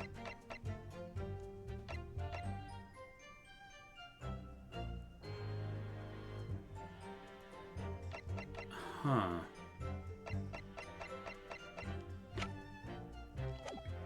Yeah, this is... I'm not sure where to push on this. Iris wants to commit arson? Iris knows, just hired me to do so. I'm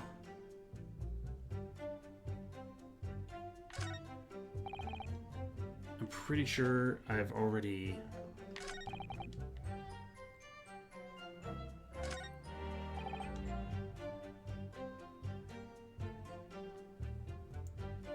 I've already pressed this. I'm just gonna recheck. Yep, This is, yeah, shooting Mr. Sholmes. Yep. Yep, this is the Iris gives good advice. She gives very good advice. Fees money, I just want to do purple grapes or plums. I'm not picky about the color of grapes, honestly. I just like grapes.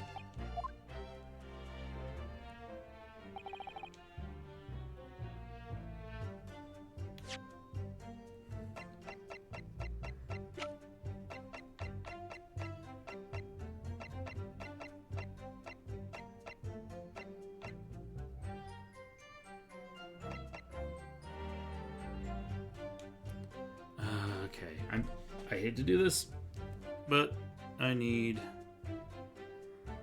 to pull up a guide. I didn't want to have to pull up a guide, but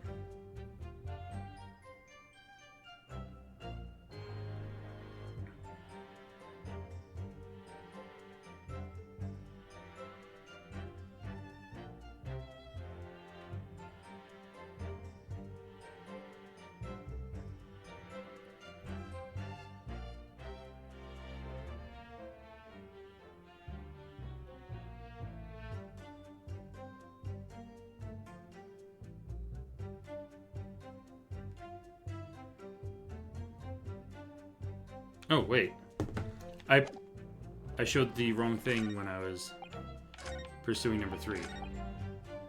I just wasn't penalized for doing so. Hold it!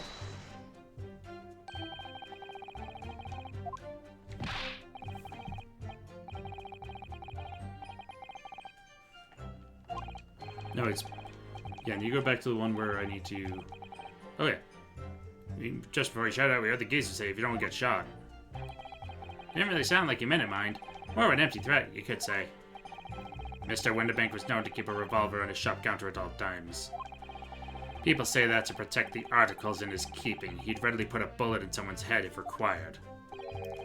That someone being himself, of course. Good grief. Extraordinary devotion indeed, if alarmingly misguided. Well, he certainly sounded like he was ready to pull the trigger the other night. Only the person he was going to shoot beat him to it. Cooked his goose proper. Bet he wished he squeezed the trigger instead of wasting time shouting, "Give me that gun." And it was directly after those words that he heard the gunshot. It was more or less at the same time, Guff. Give me that gun. Bam. Kind of thing. Yes, a career in acting, very tragically missed. Then we heard the sound of someone hitting the deck, before everything went dead quiet. After that, we'd done a slapdash job of tying the place up. Okay.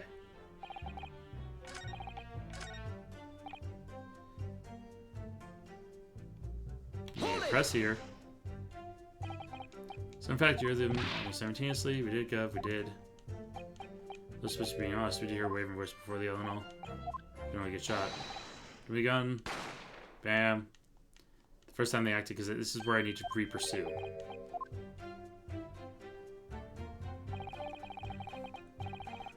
And where were the words this coming from? Could you tell? Of course we could. The other side of the counter.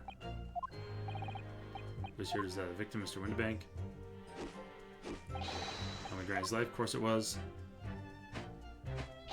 On his Granny's life, of course it was. So that would mean that you both knew Mr. Winterbank at the sound of his voice. Ah, so that would mean what? What, Nash? What? Any ideas? This counsel indeed it would. No. We didn't know the geezer. How am I supposed to know when that bloke in the fancy club was giving us the evil eye? Wesker. If you value your lives, you will ensure your testimony is accurate and true. I mean, it's only Granny's life it is. Oh, it's Granny's life, it must be. Yeah, it's a good job his Granny's dead. Summers then, immediately after hearing the voice of the victim, you then hear the gunshot, causing you to stumble, upset the items on the counter, scatter them over the shop floor. Make it sound like we're clumsy. Don't forget, we tied it up after good little boys. Anyway, the way I see it. Oh yeah, because, no, it's present here.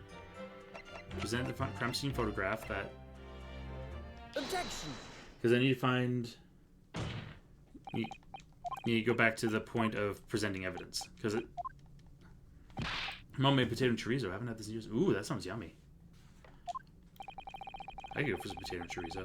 I'm gonna be having lunch right after stream, but yeah, the photographic evidence from the time the shows when the was not in possession of a firearm. Surprise me. Yep. Let me go to the point where I need to present evidence. Likely, this won't stand as conclusive evidence. Ugh.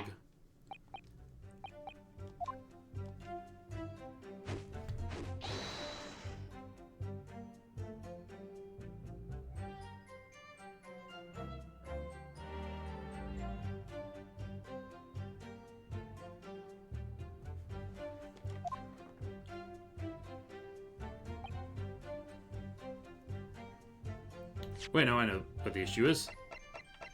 Let me pull up the autopsy report. Objection. No?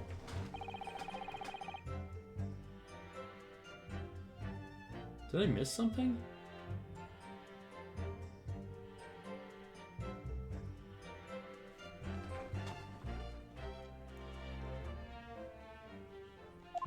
Nope, I fucked it up. Fucked it up. I'm sorry, but I failed to see the connection. Okay, well, I fucked that up. It's only panic stricken look I know. You want a vibe with that?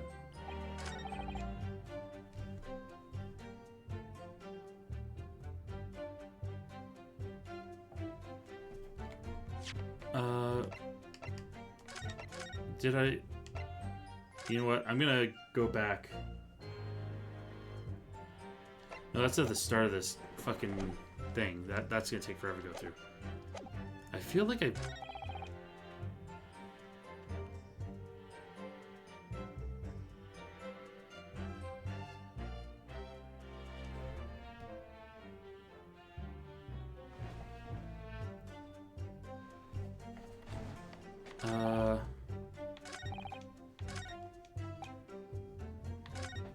Yeah, because I'm supposed to present the crime scene photograph here.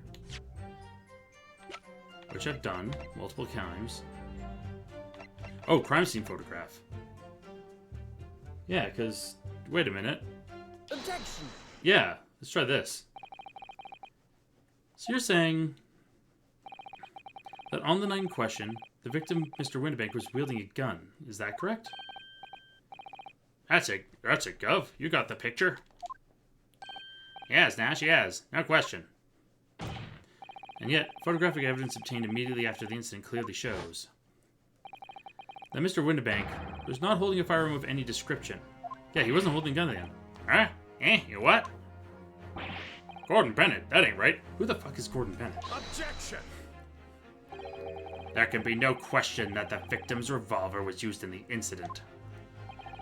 I would remind the court that Mr. Winterbank's gun was found at the scene. Not only was that identified as the murder weapon, but it was found in the accused hand. Accused's hand. Yeah, that mall tool used the victim's own gun to finish him off. Give me that gun. Bam! Kind of thing. Hold it. Hold it. Stay exactly where you are, right there. Huh? Eh? If the crime had taken place as you've so colorfully described in your testimony, it gave rise to an undeniable and significant inconsistency in the final moments you just acted out. Goodness, are you sure, counsel? She took it to stop him from killing himself and fired by mistake, get yourself knocked down in the process. Yeah, that's likely it. And then she did, with how I mean that she actually did kill him. You intrigue me, my learned friend. Let's see some evidence to support your claim. Where's the proof that demonstrates this inconsistency in the witness's portrayal of the final moments? That's easy. The autopsy report. He got shot in the back. Take that.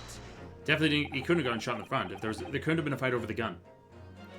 According to their testimony, witnesses claim to have heard a shout of, "Give me that gun," followed by the gunshot. Indeed, the two events happening almost simultaneously, or so we've been led to believe. Yes, that's right. Now, if that testimony is true, it would mean that at the moment of death, the victim and his attacker would have been facing each other.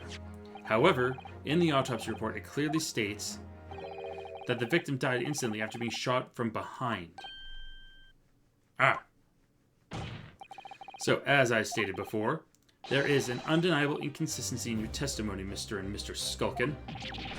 Yeah. Both fucking wearing shorts. God damn it. But it's the God's honest truth. It is, Nash, it is.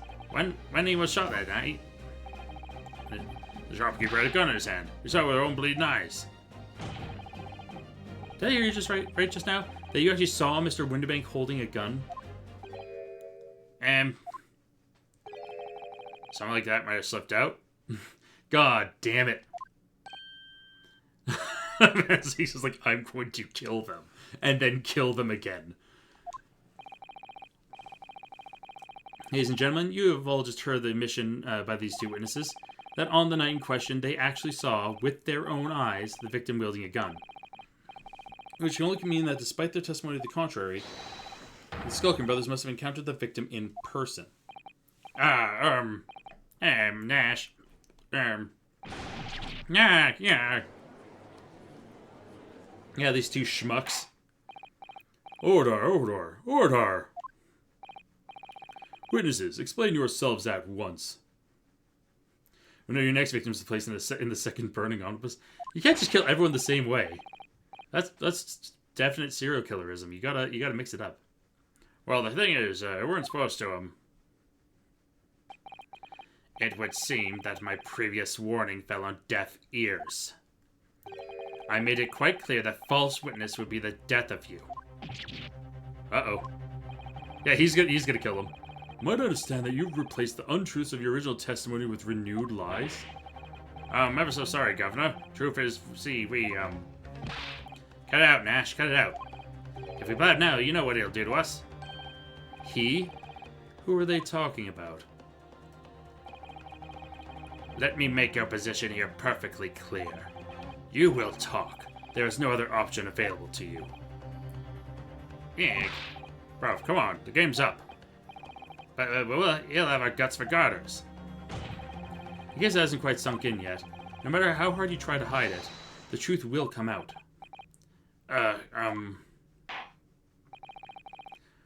On the night in question, it is now apparent that you brothers met face to face with the victim. Death sentence for perjury. That one more time we can wipe their fucking bloodline off the map. Not even Chris pisses me off this much. Chris! I demand that you testify again to explain the precise circumstances under which this meeting took place. Well... do we have to? On pain of death. I suggest you make yourselves fully aware that this is your very last chance to tell the truth.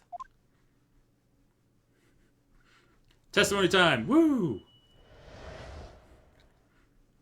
Encounter with the victim. Alright, so we just got inside the gaff and heaved a sigh of relief when the geezer showed his mug. Give me that gun, he bellowed. Then he flew at us like he was possessed. I thought we had it. For an old geezer, the bloke was strong as an ox. He chucked me over the counter. I pulled me gun on him, and then he lugged it through that door into the back room. We never had nothing to do with killing him. That's all what happened, I swear. So you're now telling us that moments before the victim was killed in the storeroom, you in fact encountered him in the main part of the shop. Well, yeah, sorry. Well, we find ourselves at an interesting juncture. This changes matters considerably. But honest, Governor, this time, Nash, we ain't got nothing more to hide. Very well. Counsel for the defense, you may proceed with your cross-examination. yes, my lord. This is it. The moment I've been waiting for.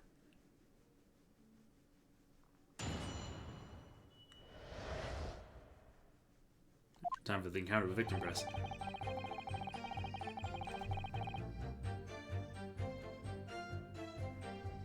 Yeah, when the geezer shows him up. Let's just start pressing. I'm actually doing the winter. During the winter. We're stretching our cows out on the windowsill, right, Mango? Yeah, Nash, asymmetric exercise. God damn it. When you say geezer, I presume you mean the victim and proprietor of the shop, Mr. Windibank. Who else? Sorry, I mean, that's right. We were keeping a close eye on the entrance to the gaff, obviously. We never thought no one was going to come out the back room like that. The back room being the pawnbrokery's storeroom. Yeah, that must be where he popped up from. Only place he could have been. So it seemed the victim was already in the storeroom when these brothers entered the premises. Which means Ginny must have been in there at that point as well. That doesn't make sense, does it? If Gina had threatened Mr. Winterbank into the storm with her at gunpoint, then why would he have emerged from the same room all alone when the brothers arrived? Oh, I don't know. Did you see the accused at that time? What? At Maltooler? Couldn't tell ya. No way, Carver. We had bigger fish to fry then. I mean, the old geezer just lost it. Give me that gunny beller. Okay, that's... Hold it! Press again. You mentioned that Mr. Winterbank shouted those words in your previous testimony, too. However, you claim that you heard him yelling them on the other side of the storeroom door. Oh, did we? But the truth is, he was shouting those words at you, wasn't he? Well, yeah. Was the victim Mr. Winterbank wielding a gun at the time? Was he ever? Blimey, lummy. Great ugly barrel, he had. Pointed straight at me, frontispiece. So what you're saying is, you definitely saw Mr. Winterbank with the gun at that time. Is that right? It is, Gav, it is. Spot on. Then all of a sudden he came at us, he did. It was bedlam. I didn't know who was going for who. You're clearly all going for each other. Like Nash said, I thought we had it. I mean... Well, he used the block, broke as strong as ox, chucked me over the counter. Hold it! Yeah, let's press on that. That's interesting. Yes, I noticed that you mentioned the counter in your previous testimony, too. Well, yeah, of course we did. You knocked over a load of books, a candlestick, and some skull, whatnot. I got tangled in some marionette, what knocked over a picture frame, what knocked them scales on the floor. So in fact, it wasn't the sound of the gunshot that shocked you and made you knock those things off the counter. Well, Big Bruv here went flying over the counter like a gunshot, I can tell you. Then the old geezer pinned him. Was the pickpocket lady fired back and a miss hit the detective and pinned him from shock? I don't think that's the case either. He did, Nash, he did. If you hadn't been there, the book would have flattened me like a bloomin' pancake in seconds. Huh. At the time in question, the alarm was raised at the local police station via a secret cable from the pawnbrokery. There's a button under the counter used to activate it, which was presumably pressed by the victim. That's right. When the brothers fled the scene and back onto the street, they ran straight into the arriving police, didn't they? Poor Mr. Winterbank. He did everything he could to protect his shop.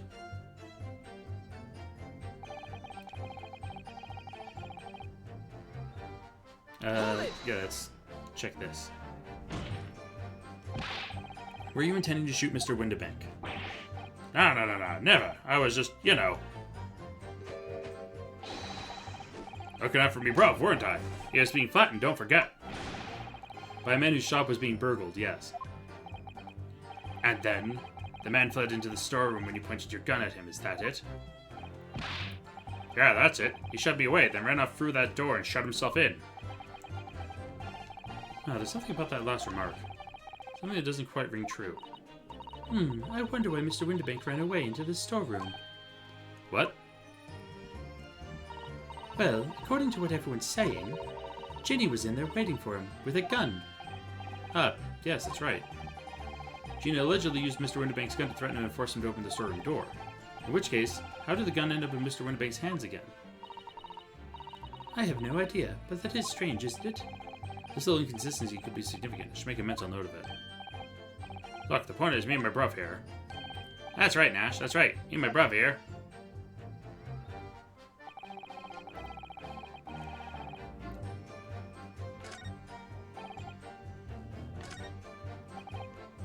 Yeah, let's do final press and then we'll figure it out from there. You say you had nothing to do with it. Nothing at all. Nothing, Gav, nothing. That old geezer went and shut himself in the back room, didn't he? Ginny Bang Bang isn't guilty. Well, no, she never was. I believed in it from the start.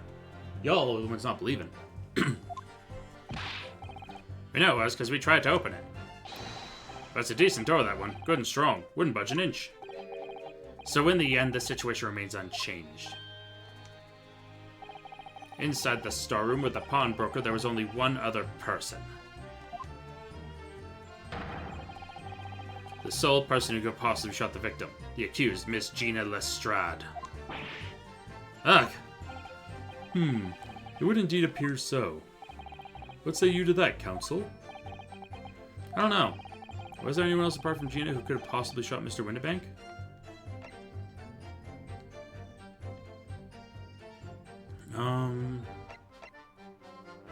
Could have been. Mr. and Mr. Skulkin. Eh? What? What's that look for? From the moment you admitted that you encountered the victim face to face that night, the course of this trial changed completely. It did? What is your point, my learned friend? The question we must answer is who could have shot Mr. Windibank, and is the belief of the defense that the defendant is not the only possible at all.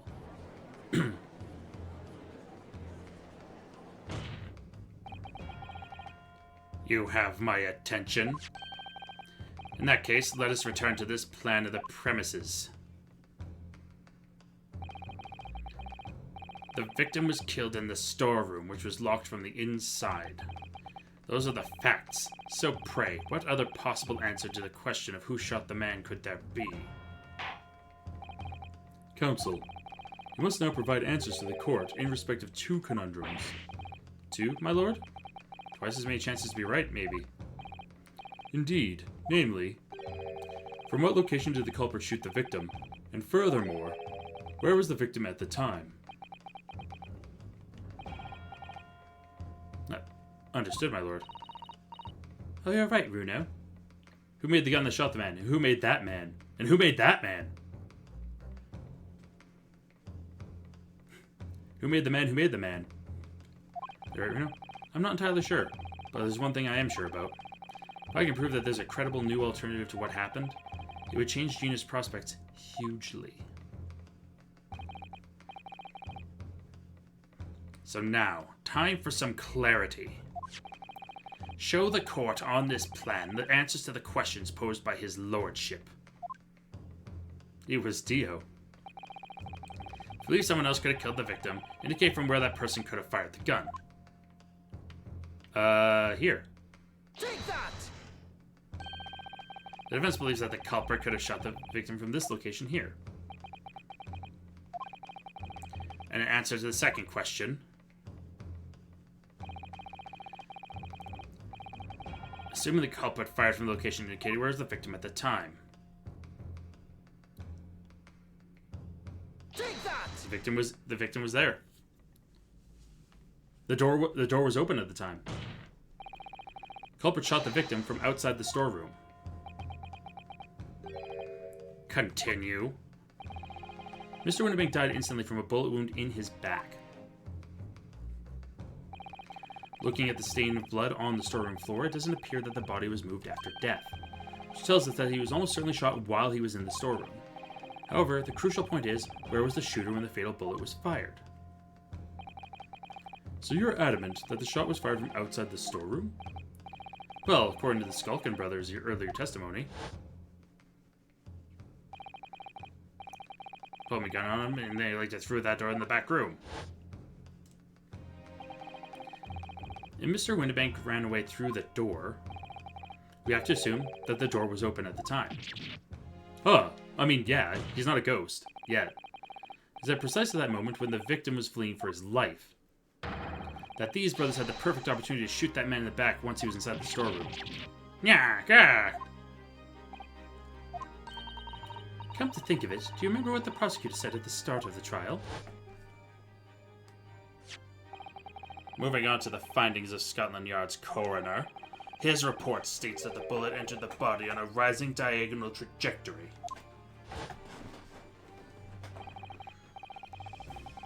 It means that the victim was likely shot by someone significantly shorter in height than himself. Poor man, shot while he was running as fast as he could to safety. Of course. He would have been leaning forward as he was running away. So even if the bullet was fired horizontally, it would still have entered his body in an upward trajectory. So the culprit isn't necessarily someone shorter than Mr. Winterbank. Objection. Also, we could see here that... I'm sure my learned friend can't have forgotten that the storeroom door was found closed and locked from the inside. You claim the victim was shot as he fled into the room. Do you also claim his corpse was dexterous enough to turn the key in the lock? Ah, but... What if someone else locked the door? Yes, there's someone else who could have locked the storeroom door. Is that so? Somebody short. A twink shot him. Very well then, counsel. Present your hypothesis to the court. I don't think it was a twink, Dr. Liam. In the scenario just described, the defense's assertion is that the victim was shot from outside the storeroom. In which case, who shut and locked the storeroom door from the inside? The only other person who could have. Take that! Obviously, the person who locked the door was the only other person inside the storeroom at the time. The defendant, Miss Gina Lestrade. Objection. That's absurd. You're suggesting that the accused deliberately engineered the sealed room? For what possible reason? Such actions would only serve to tighten the noose around her neck. I'm inclined to agree, I must say. Well, counsel? Yes, that's a tricky one, that, isn't it? Half-baked notions have no place in my courtroom, counsel. Remember that, please. But of course Ginny would have locked the door. It almost goes without saying, doesn't it? It does? Well, if I was Ginny in that situation, I know I would have locked the door as quickly as I could. I mean, those two burglars had just fired a gun in her direction, hadn't they? Oh, yes, obviously. Before the two brothers arrived, Miss Lestrade and Mr. Winterbank were in the storeroom together. Now, I don't know what went on between them at that time, but at some point, Mr. Winterbank must have heard the intruders breaking into his shop and left the storeroom. Intruders, eh? That's us, bruv. If your theory is correct, that would leave the accused alone in the storeroom. Yes, it would. Then probably only moments later, the victim fled back through the storeroom door, hoping to escape danger. Bang. Hit in the back by the bullet, Mr. Winbank fell to the floor where he was, just inside the storeroom. And what we have to ask ourselves now is, what would the defendant have done in that moment? I see where you're going with this. Outside the storeroom was a terrifying killer who had just murdered Mr. Winterbank. As soon as that thought struck Miss Lestrade, she slammed the door shut and locked it, in order to save her own life. Yeah, that makes perfect sense. But I ain't. I mean, we ain't the ones who done it. We ain't, Guff, we ain't. You gotta believe us. I mean, come on, we never shoot no one. Objection. Objection, you did. It's blatantly true. I know for a fact that you would, because you did. Before my eyes, you shot Mr. Herlock Sholmes. There's only one logical conclusion here. Mr. and Mr. Skulkin, brothers had every opportunity to have been the true perpetrators of Mr. Winterbank's murder.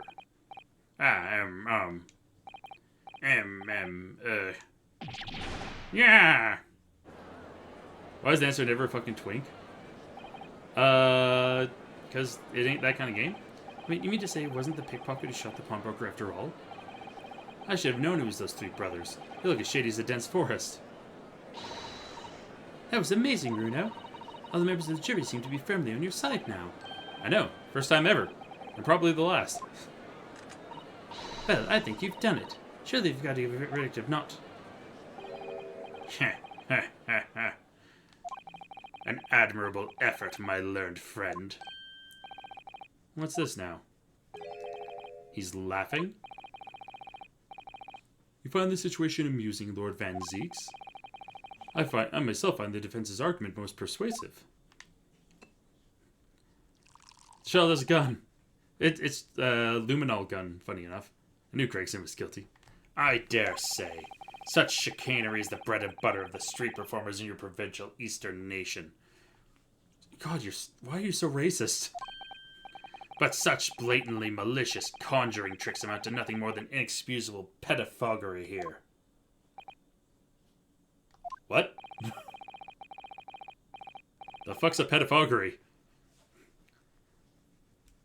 The hypothesis you put forward so ostensibly credibly cannot and will not stand. because, you see, contains a fatal flaw. A fatal flaw? Do you mean to tell me that you're unaware of your logic's failing? I say, Lord Van Zeeks.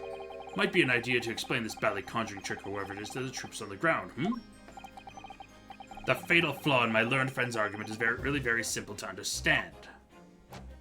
Aha! Assuming you're not too dim-witted to count bullets. By George, count bullets? Oh dear. He noticed then. Huh? What's everyone talking about? Counsel. Yes, sir. Tell the court how many bullets were found at the scene of the crime. 2. 2 bullets. Correct. The first, that which hit the victim in the back, ending his life. And the second, that which struck the detective, Mr. Herlock Sholmes, on his arrival at the scene. Indeed. The defense presented a picture showing the damage caused by the second bullet earlier in the proceedings. The bullet which injured Mr. Sholmes appears to have passed through his body to strike the calendar. Can we move those candles? I feel like he's gonna fucking...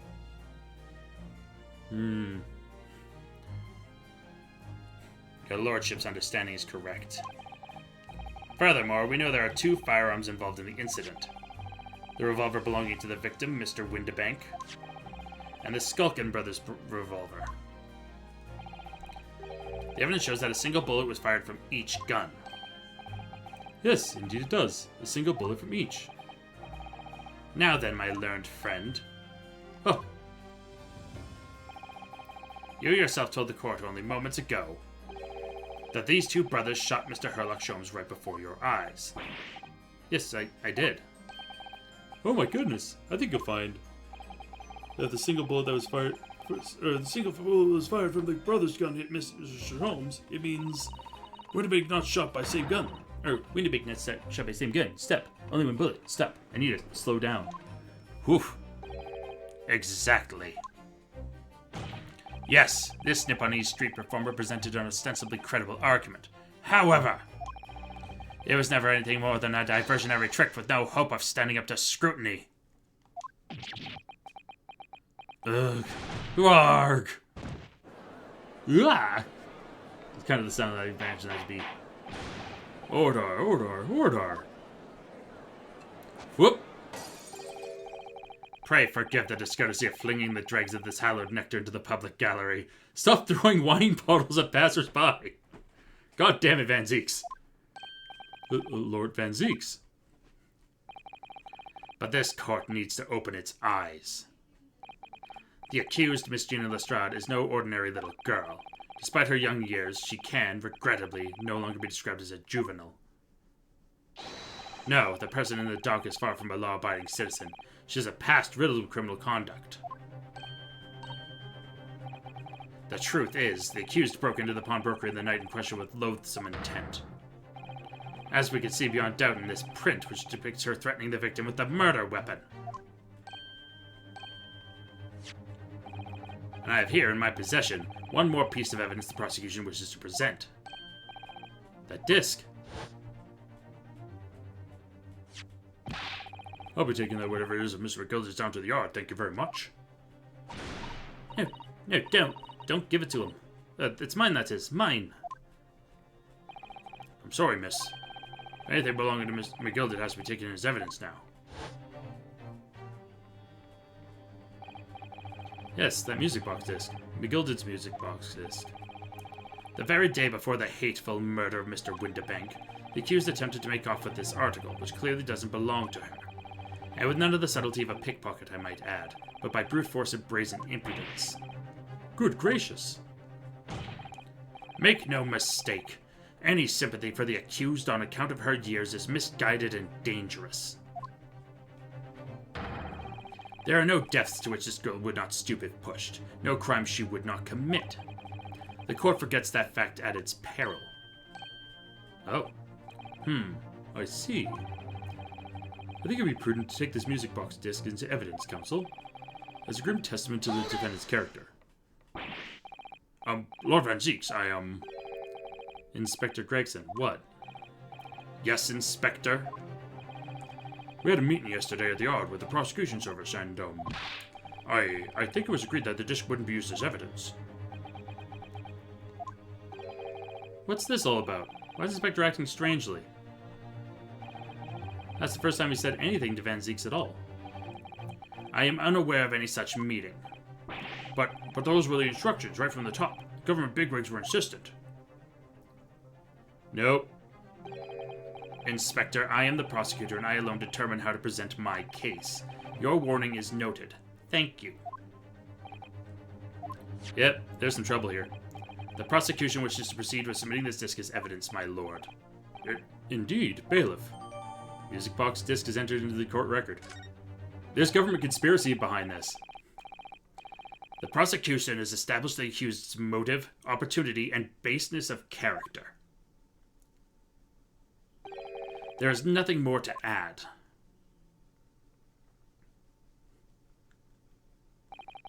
Ladies and gentlemen of the jury, I await your informed decisions and rest my case. Wow. I don't believe it.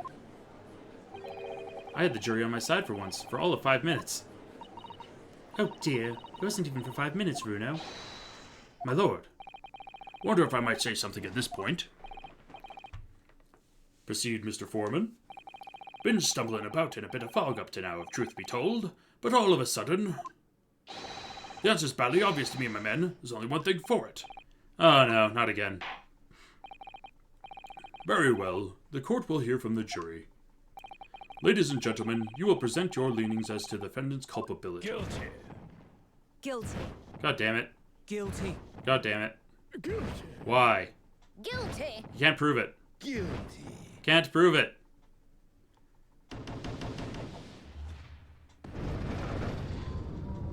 Not again!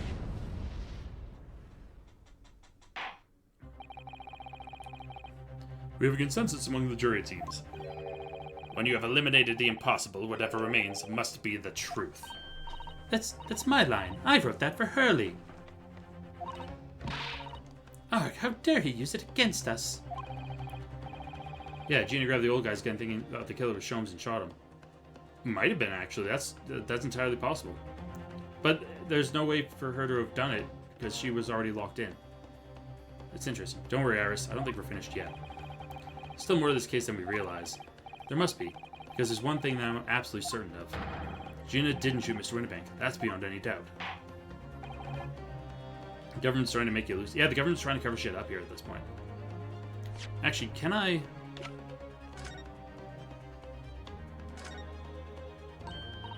Oh, Runo, look. This is blood. Yes, you're right. Just a small smear, but definitely blood. Actually, feels like I might have noticed that before. Yeah. Ha, it's my time to shine again. I thought I'd be waiting forever. Alright, hold still with that disc, Runo. Can we get this done quickly? In a flash. What color is the luminol? We gotta luminol this blood. Almost forgot to do it. It's green. Ooh, a lovely bright shade again. We've seen the shade. Wait, that color. What is it? It's just that green. It's not the first time we've seen that color, is it? Yep, blood portfolio's been... And it does say Forma Gilded on the back still. Forma Gilded? That's the man you defended in court a couple of months ago, isn't it, Runo? Yes, or rather, mistakenly defended. I wonder what his name is doing in the back of this disc. That's a question I'd love to know the answer to myself. Yeah, getting the blood portfolio updated, I guarantee that's needed. Yeah, so we have 2 green samples. They're from the same person, so whoever got bloodstained here is the same person who got bloodstained here, which... My original thought is that it was Hurley. Was that it was Herlock Sholmes, because he got shot and was splattered on there. But if that's the case, then why is Herlock's blood on this music disc?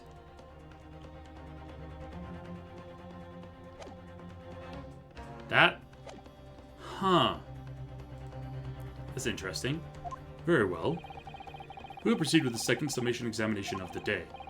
Mr. Foreman, are you and the other jurors ready? Daredevil Squadron is primed and ready for action, sir. Very good. So, ladies and gentlemen of the jury, you will each explain on what grounds you have now determined the defendant to be guilty. Yeah, there's got to be a third person. Green, the color of evil. No, purple's the color of evil. Everything evil is purple. It says so in one of Wazzy's animations. Specifically one of the Voltron ones. Here are your contentions. Once a rogue, always a rogue, I say. Different breed to us law-abiding citizens. As only 2 bullets were found at the scene, I would say the whole case is done and dusted. You don't need a stereoscope to see the truth here. Every way you look at it is that pickpocket. I never imagined that simple operation would cause me such grief. I'm gonna have to press on that. The accused attempted a thief on the previous day. I can see I'm in for a busy day ahead. I am a ballistics expert. I've seen many shootings. There's nothing I do not know about guns. Okay. I've got plenty of places to press here. It seems there's little remaining room for doubt. I have to admit, I was rather bowled over by the argument put forward by the chap in black. But when that fell apart like a house of cards, I saw that jolly well been hoodwinked. Well, no more. Now the whole courtroom's turning against me again. It's not fair, Iris. That prosecutor's being mean. Just because Ginny's done some things she shouldn't have done in the past, doesn't make her a murderer.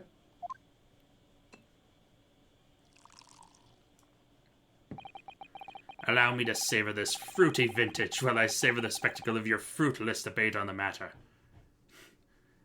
The vintage isn't the only thing that's fruity. Aha! Here's to the truth coming out. Eventually.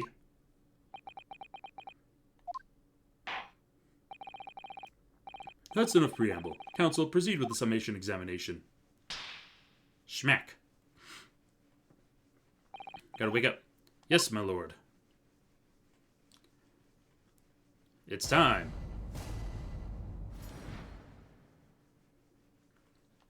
Alright. You know what? Let's start pressing.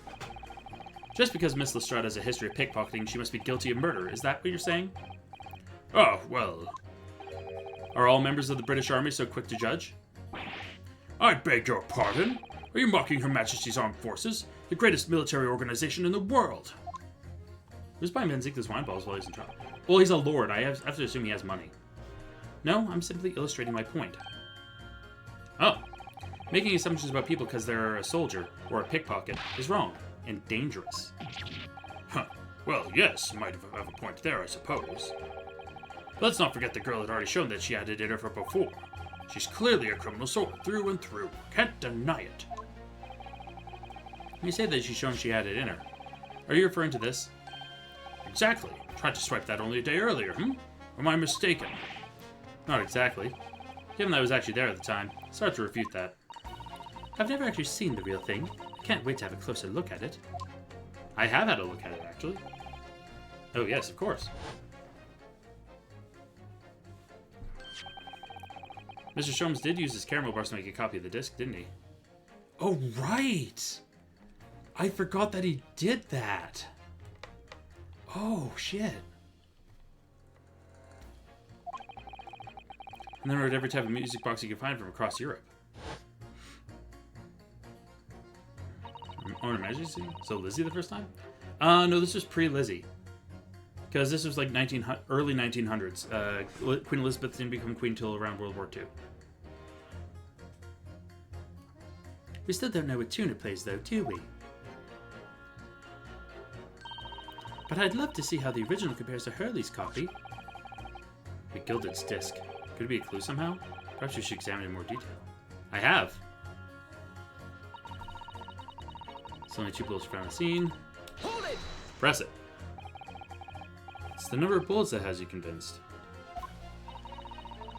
Only 2 bullets were fired, and the 2 guns that fired them have been examined by the police. When the parlor maid asks me how many are invited for dinner, I always tell her to count the table settings.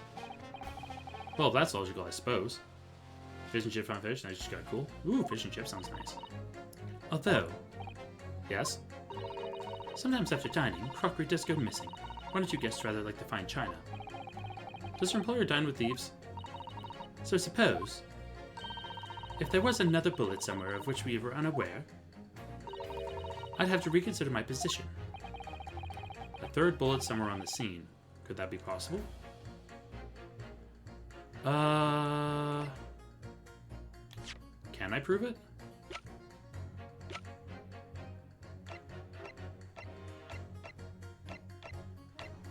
Yeah, there's one there, there's one on the wall. Is there any other... Do I have proof? I feel like...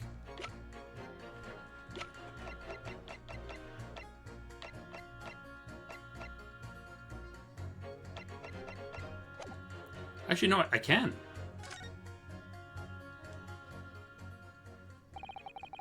Let me show you then. The third bullet. Take that! Hello? Zuko here. I am... Don't suppose this is past the third bullet? Fuck! I fucked it up. Also, hello... Hello, Manfred von Karma. That was unexpected. Hello, Mr. von Karma. I'm hanging out with Mr. Van Zieks here. Hope you're having a good time. And Dave's saying, can you see how many spent casings are in the guns? We can. There was proof that there's a spent casing in one and one in the other. So we have 2 guns. Coming from you, I'm going to take that as meaning not much. Well, fudge. In no way does it resemble a bullet, if that helps your understanding of my last remark. There is in the portfolio.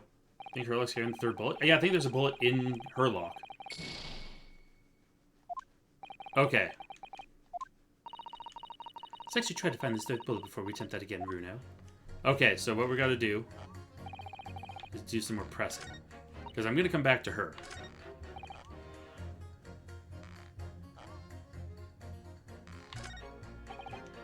Hold it! I need to ask about this operation. Von Karma, don't go inside the elevator shaft. Yeah, it'll end poorly. But I hope you're doing well, Mr. Von Karma. Will you please stop muttering about things that have nothing to do with this trial, sir? The defendant's life is on the line here. Oh, well, the thing is, I couldn't really say that it's nothing to do with this trial, to be honest. Huh? I mean, there's no question that the man was shot, but the bullet has simply vanished from his stomach. It's quite inexplicable, don't you think? Wait a minute. I almost don't want to ask. But is the surgery you've been muttering about all about this time? You were operating on... What was the fellow's name now? Hairlick? No. Hairlock? No. Hairlock. Herlock Sholmes, by any chance. Yes, good lord. There's that Hairlock fellow. What? You're the surgeon that operated on Mr. Sholmes? That's right, using the various latest anesthesia techniques, I might add. It's a fairly major op, I could tell you. This is crazy. Let me see. The fellow was brought in not long after midnight, if I remember correctly. Yeah. It's brought in... They said he'd been shot by some criminal or other, so opened him up like a shot. But the funny thing is, I went over his insides with a fine-tooth comb and couldn't find the bullet anywhere. So I'm afraid I had to throw up my hands and just stitch the fellow back up. Ugh. Hate to say the obvious, but... Yes? Surely that's because the bullet is still at the scene of the shooting. Counsel for the defense is correct, as is clearly shown in this photographic print. The bullet the Skulskin brothers fired at Mr. Sholmes hit him in the stomach region, then exited his body and lodged into the shop wall where the calendar was hanging by the door. Oh, that's me. I think you'll find it's really quite simple if you just consider the problem 3-dimensionally. Huh, who do you think I am, son? Well, juror number 4 is about the best I can do. As soon as I saw the wound to the man's stomach, I flipped him over. Like a pancake? Specifically like a pancake. Just whoop. Get yourself a spatula. Are you saying that you checked his back? Of course I did. There wasn't a trace of injury. No sign that the bullet had left the body at all. What? That's the point. The only logical conclusion is that the bullet was still somewhere in the man's innards. Which is exactly why I said about slicing him up. I'm still none the wiser even now. How many times do I have to say it? Somebody please explain how it happened. Could somebody please solve the mystery? It's almost as much of a mystery as how this jury was put together.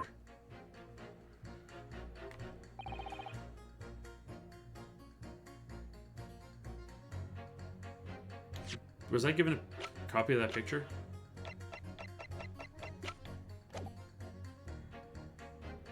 Wait. Oh, before I continue. Save.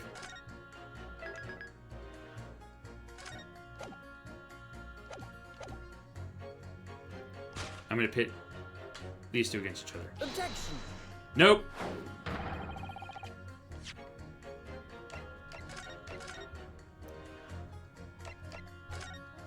Before I lose anything.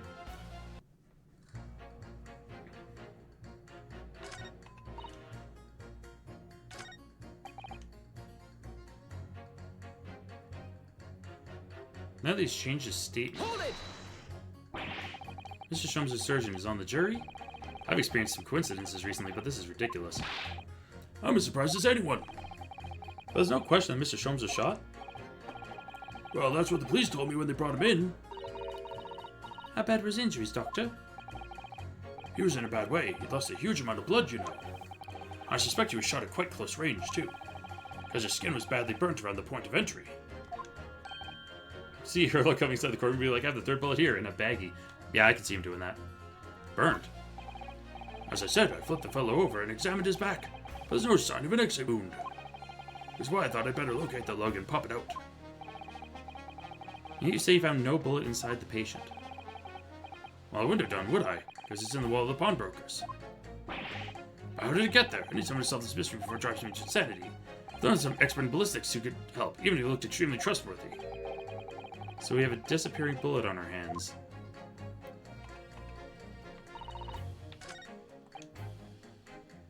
Wait. Ballistics expert has seen many shootings. Objection. Yes! That makes more sense.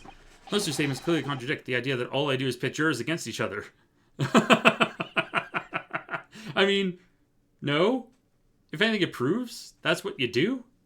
You're just that kind of guy? Ooh, a ballistics expert. Pitting. P-I-T-T. Pittsburgh. That's not it. On that in question, Mr. Sholmes was shot by one of the Skulkin brothers. But since there was no sign of an exit wound on his back, we must assume that the bullet didn't pass through him. However, no bullet was found lodged in Mr. Sholmes' body either. Furthermore, a bullet was found lodged in the wall of the shop where Mr. Sholmes was shot. Juror number 6. Hello, my name is Villain. Pleased to meet you. This apparent contradiction in the facts that is so clearly troubling juror number 4. Are you able to explain the mystery? I have seen very similar situation in Motherland. Oh. It was night. There was blizzard. I was running away along mountain road and freezing cold. Golly. The snow was biting eye on both sides of the road. It was very narrow and dangerous. My pursuers had hunting rifles and they were on dog sleds. Mental note. Don't ask too many questions. I was shot from behind and I fell down in snow. And this situation was very similar to what I hear today from Doctor. They could not find bullet in my body. And no sign of, how do you say, exit wound. Then where did the bullet go? Bullet never hit me. Well, if it never hit you, why did you fall down? Bullet hit frozen wall of ice very close to my side. What? One pulse piece, very sharp, broke away from a lump of ice and pierced my body. It made a deep wound that looks just like bullet wound. Good gracious. Of course, piece of ice quickly melted inside me. And that's the solution to the mystery of disappearing bullet. Huh. There's been a CSI episode about that. There's one that was like a liquid nitrogen frozen meat bullet that subsumed inside the body, and one that, like an ice bullet. But that doesn't answer the question at all. Shooting happened in a pawnbroker shop. Not some snowy mountain road in another country. I mean, just an idea, but we might not be looking at exactly the same scenario here. Bruno, where exactly was Hurley shot again? Well, according to the report, in his stomach. Sort of around this area, I think. Well, that's precisely where he always wears a little pouch on his belt. A pouch? Actually, I might have noticed something like that. Yes, a pouch. It's where he keeps 3 glass vials of very dangerous chemicals that he uses in his investigations. What? Really? Doctor, where's the pouch Mr. Sholmes was wearing? Well, the fellow had nothing like that on his person when we arrived at the hospital, as far as I remember. If I may. Lord Van Zeeks. While I realize it is forbidden for the prosecution to interject during a summation examination, I should inform the defense that I have the pouch in question in the antechamber outside the courtroom. Sorry? As I understand it, when the police arrived on the scene and found Mr. Sholmes injured, they removed the pouch in order to assess the wound. Ah, thank goodness. I thought I was getting forgetful for a moment. Since then, it has been in my safekeeping along with all other evidence relating to the case. I can personally vouch for the fact that it has not been touched since the incident occurred. Oh, dang. Very well. While extremely unconventional during a summation examination, I must demand the prosecution presents the item in question with all speed. Bring forth Mr. Herlock Sholmes' pouch. Show me. Show me the stuff. I see. So this is the pouch worn by Mr. Sholmes on the night in question, is it? Look at that. One of the files is broken and the leather around it scorched black. It's almost as if the file exploded. Exploded? So, that night, the bullet from the Skulkin Brothers' gun struck Mr. Sholmes' pouch. It was the glass file exploding that caused the fellow's injury. This bullet did not penetrate victim, but was deflected into wall of shop. Not necessarily. Mistrial, the prosecution was hiding evidence. Oh, this happens all the time in these games. A delightfully complex aroma. It saturates. Will appear at least one mystery's been solved at least. Though it has no bearing on the truth of this case. The bungling and burgling brothers shot the detective, and the accused shot the pawnbroker. The pertinent facts of the case remain unaltered. At least the mystery solved. I can sleep easy tonight. Thank you, young man. Thank you very much. Glad I could help. Due to its bearing on the conundrum solved, the court will sequester the scruffy pouch as evidence. Hurley's pouch isn't scruffy. Sholmes' pouch has been entered the court record. I bet the third bullet's in it. Now, the summation examination, it would appear the defense is somewhat struggling to alter opinion, Please, my lord. A little more time. After all, that's a new piece of evidence. Could be a valuable clue. And you can't afford to overlook anything here, Ryunosuke. There must be a way to turn this around somehow. I'm sure of it. Yeah, let me go here. Let me look at the scruffy pouch.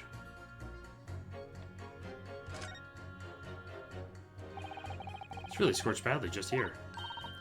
Oh, the strap is broken. Look. This must be where the bullet hit then. Let me see.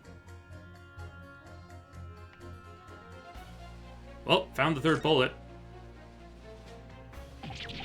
What the? Iris, look! Behind where the broken file was. Do you see it? Ah, that's the Skulkin Brothers' bullet.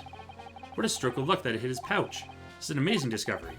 What this means is, there were 3 bullets fired at Winnipeg's night. We found it! Found exactly what the juror was talking about. The third bullet. It's time to press the juror again, I think. We found the third bullet.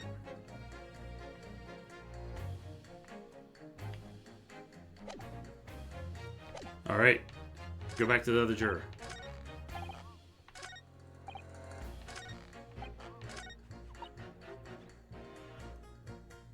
Press. Herlock Sholmes killed Kennedy. I mean, probably not. I think he was dead by the time that Kennedy was shot. Is the number of bullets as you convinced? Only 2 bullets were fired? Okay. Yep. It's the magic bullet. Yes. Sometimes after dining card goes missing.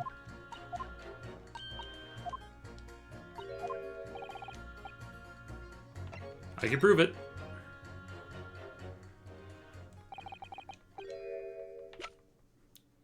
The third bullet. The third bullet. Take that! Here it is. We discovered it just now. Yes, on the night in question Winnipeg's pawnbrokery, another bullet was fired. Hold it! What is this new trickery, you Nipponese conjurer? Jesus Christ, this racist motherfucker. Where did you find that bullet? He was lodged inside Mr. Sholmes' pouch. What? This pouch was removed from around Mr. Sholmes' waist before he was taken to hospital, and since then it has been touched by no one. Do you mean to say the shot fired by the Skulking Brothers that night? Yes, as your lordship has surmised, it hit this pouch. But that makes no sense whatsoever. We already know the whereabouts of the bullet fired at Mr. Sholmes. It's clearly visible in his photographic print. That is technically the third bullet. Ah! 2 guns from the scene have already been submitted to the court record as evidence. Yes, that of Mr. Winnebank and that belonging to the Skulkin Brothers. An examination of both guns revealed that only a single bullet had been fired from each. Ha! But that must mean... That's right. We now know that on the night in question, 3 bullets were fired. However, only 2 bullets were fired from the guns recovered from the crime scene. Until that incontrovertible inconsistency is somewhat explained, we cannot and must not pass judgment. Ah! Ah! Oh, he's so pained. Order! Order! Order! While this summation examination remains incomplete, the court has been presented with new facts. Facts that would appear to shake the very foundations upon which the case against the defendant has been built. As is my prerogative in this situation, I hereby temporarily suspend the summation examination. By Jupiter! What? Bailiff, bring the witnesses back to the stand at once. Yeah. It's a matter of there's too much proof that even the jury has to be completely done. Who's the defendant? Gina Lestrade, the pickpocket. She was allegedly accused of shooting people. Or of killing a pawnbroker. Witnesses? Governor. Were you listening to proceedings while the defense carried out the summation examination?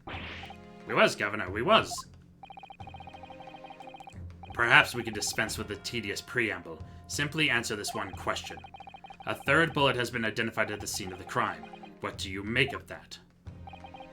Make of it, Gov? I don't make nothing of nothing if I can help it. Is it one of yours? Corblammy, Gov, Corblammy. Not a chance. Nash, Ringo, and Gregson. Leave Gregson out of this. He doesn't deserve that kind of fucking slander. In that case, did you have an accomplice? What? Yeah? What? Never. The Skulking Brothers work alone. Just the 2 of us. That's our trademark. How soon we forget poor Sulky? Matt, quick question. What is a Boobaloobo? Boobaloobo. That's it's kind of like a chocolate bar that has like marshmallow on the inside and jam, like a strawberry jam, and they're super fucking tasty. Can't get them up here in Canada. It's kind of a pain in the keister to find them. I know I think I have one on my throne right now, but I don't know if it'll actually ship to me is the problem. That's one of those, I'm not 100% sure if it will ship to me. I haven't looked at my throne in a while. Yeah. But no, Boobaloobo, like, it's one of those legit, if I could find it somewhere up here. Remember, Canada Post is on strike, but Amazon isn't, and neither is UPS or Purelator or what have you. Yeah, but if it's going through Canada Post, and it's a rotating strike right now. So it's, we do get some mail. So it's like the strike is rotating in the sense that some people go back to work sometimes, kind of thing. So it's much slower. Thought all postal goes through Canada Post. Nope, UPS delivers their own. Amazon has their own delivery trucks. UPS, Purelator, FedEx, they all have their own delivery trucks. It's just that if you send through United States Postal Service, it'll go to Canada Post. But any private company handles solely through the private company. Amazon is one of the ones where it's kind of like a mix of it, where it's like Amazon, if you order directly from Amazon from their warehouses, they have their own delivery trucks. If you're ordering for them and it's a third party that's delivering, it'll likely end up being a thing. And Dave's saying, oh, I might be in Calgary next week for Christmas shopping. Damn, really? Shit. You'll be in for just after Halloween then. That's cool. I might need to connect with you on Discord about that. Because if you are, we might be able to make a delivery a little bit easier. But I'll connect with you on Discord. All right. Only 2 of the bullets from the crime scene originated from the firearms we have in evidence. I need to remember that. The third bullet was fired from another gun. Where is it? Rummy, that's a head scratcher. Counsel for the defense. Yes. I should like to hear your thoughts regarding these new developments. The third bullet, and the mysterious missing firearm from whence it came. Thinking back over all the testimony we've heard and all the evidence we've seen, I think I'm starting to form a picture of what really happened that night. My lord, I think it's clear what this third bullet tells us about the Skulkin brothers. They had a secret accomplice, because they're trying to hide it. On that night in Windibake's pawnbrokery, the brothers must have been working with a third man.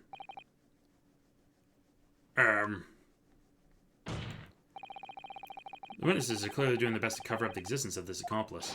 But the evidence all points to the fact that there was someone else present, someone carrying a gun. Objection!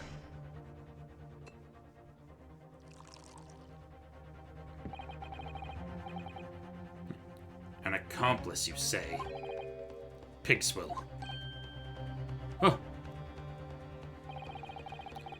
These protracted proceedings have already forced us to endure 2 summation examinations. Yet in all that time, there's been not a murmur of a third man. This apparently wraith-like being exists.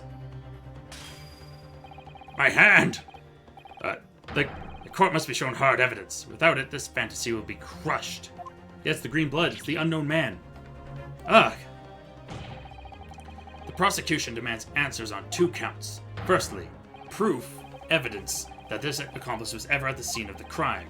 And secondly, the identity of the spurious character. Skulkins are lying. I know that. But how can I ascertain the identity of the person they're hiding? Well, counsel? I'm supposed to prove the existence of this accomplice and reveal the person's identity, even. In response to the prosecution's demands, my lord, the defense is... I don't know if I'm able to present answers here. Yes, Friz's blood is love isn't red yet from both the blood and the wine. Let me think about this.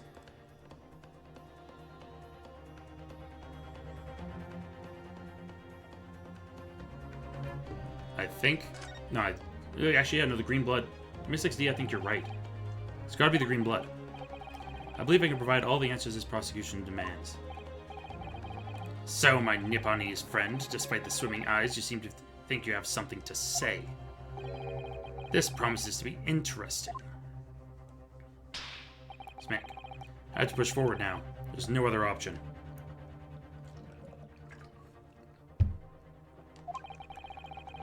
I need to use every single piece of evidence available to me if it will make a difference. In that case, counsel, I would ask you to present the evidence without delay. On the night in question, in the moments leading up to the death of the victim, what proof have you that there was a third intruder present at the scene? Take that! I have blood samples. The evidence is right here in this portfolio. By Jove, that portfolio again, isn't it? Is it? Do you expect the court to rifle through your papers itself? Be more specific. I will. Claim one of those blood samples proves the existence of this third intruder. Well, which one is it? It's this one. Take that! What am I looking at here? There appears to be some green paint or such like around the bullet hole in the middle of the calendar. That's a blood stain, my lord. A blood stain? Green blood? Curious, even for you. Is the court to understand that the intruder was some sort of unhuman creature? It's something developed by Mr. Herlock Sholmes. By the great detective. New invention. Step. Not yet appeared in stories. Step. It's this, you see. It doesn't have a name yet, though.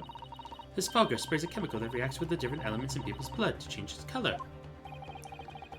Different elements of people's blood? Yes. Everyone's blood is slightly different, you see, because it's made up of different elements. So by seeing what color it changes to, you can tell if I whose blood it is. Ooh, that brings a whole extra dimension to looking at blood. Took a blood in courtroom. Step. Very exciting. Step. As an example, This one shows the blood of the victim, Mr. Windibank. Ah, striking blue. Yes, so you see, the green color of this blood stain on the calendar shows that somebody else was shot in the main part of the shop. Now hold fire there, young man.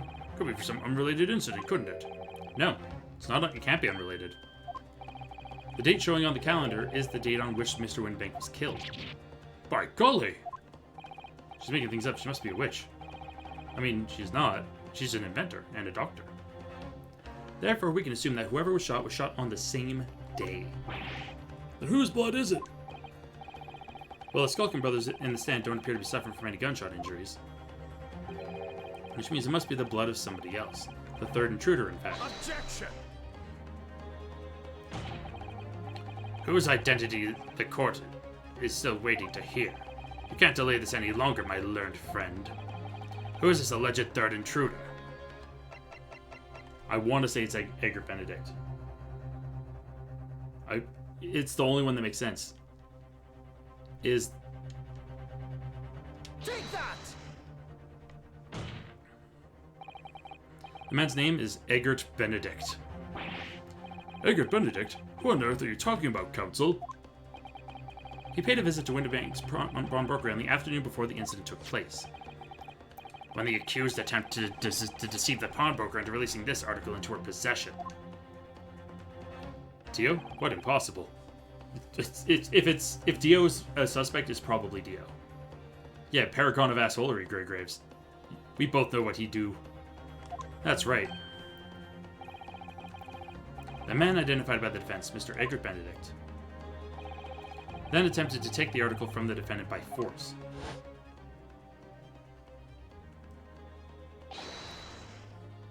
Belka. Yes, sir. I believe this filthy pocket thief has just redeemed an article from you, no? Yes. The article in question belongs to me. I demand for it to be returned at once. Now that's a lie. What are you trying to pull? Give me back my overcoat, you wastrel. And needless to say, any music box discs too. Inspector Gregson was there at the time and can attest to what happened. In the end, it was the inspector himself who took the disc. Can you corroborate this account, Inspector? Yes, my lord. That's more or less what happened. In the interest of being thorough, I asked Windibank for a print showing the fellow. Oh!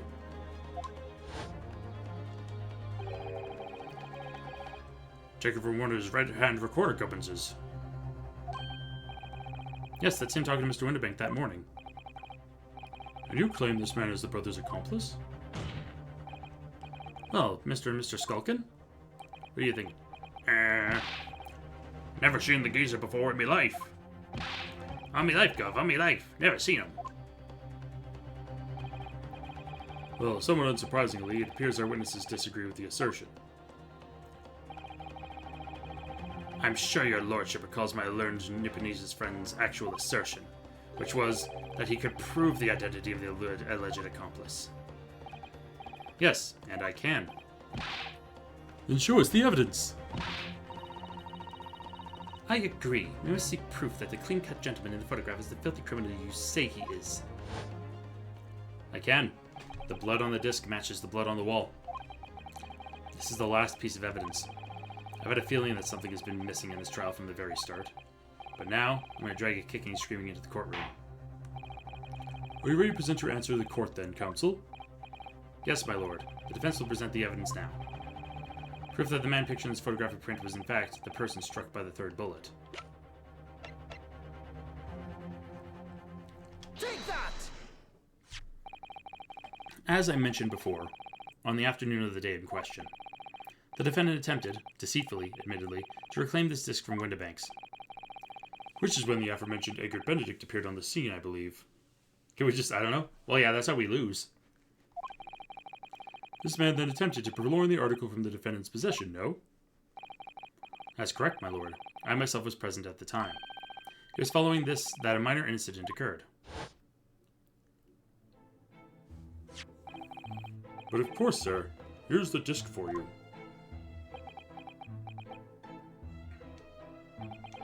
Very well. Then I should bid you farewell. Say goodbye to style. Wait a minute. That disc is mine. Ah, what do you think you're doing, you little tramp? You've drawn blood, you filthy animal. Being a music box disc, it has countless small but sharp metal protrusions over its surface. Those protrusions cause Mr. Benedict's finger to bleed. And the resulting smear of blood is still visible on the disc now. Goodness, a bloodstain, is it? My assistant and I have just analyzed the bloodstain here in this very courtroom. Using my trusty fogger gun.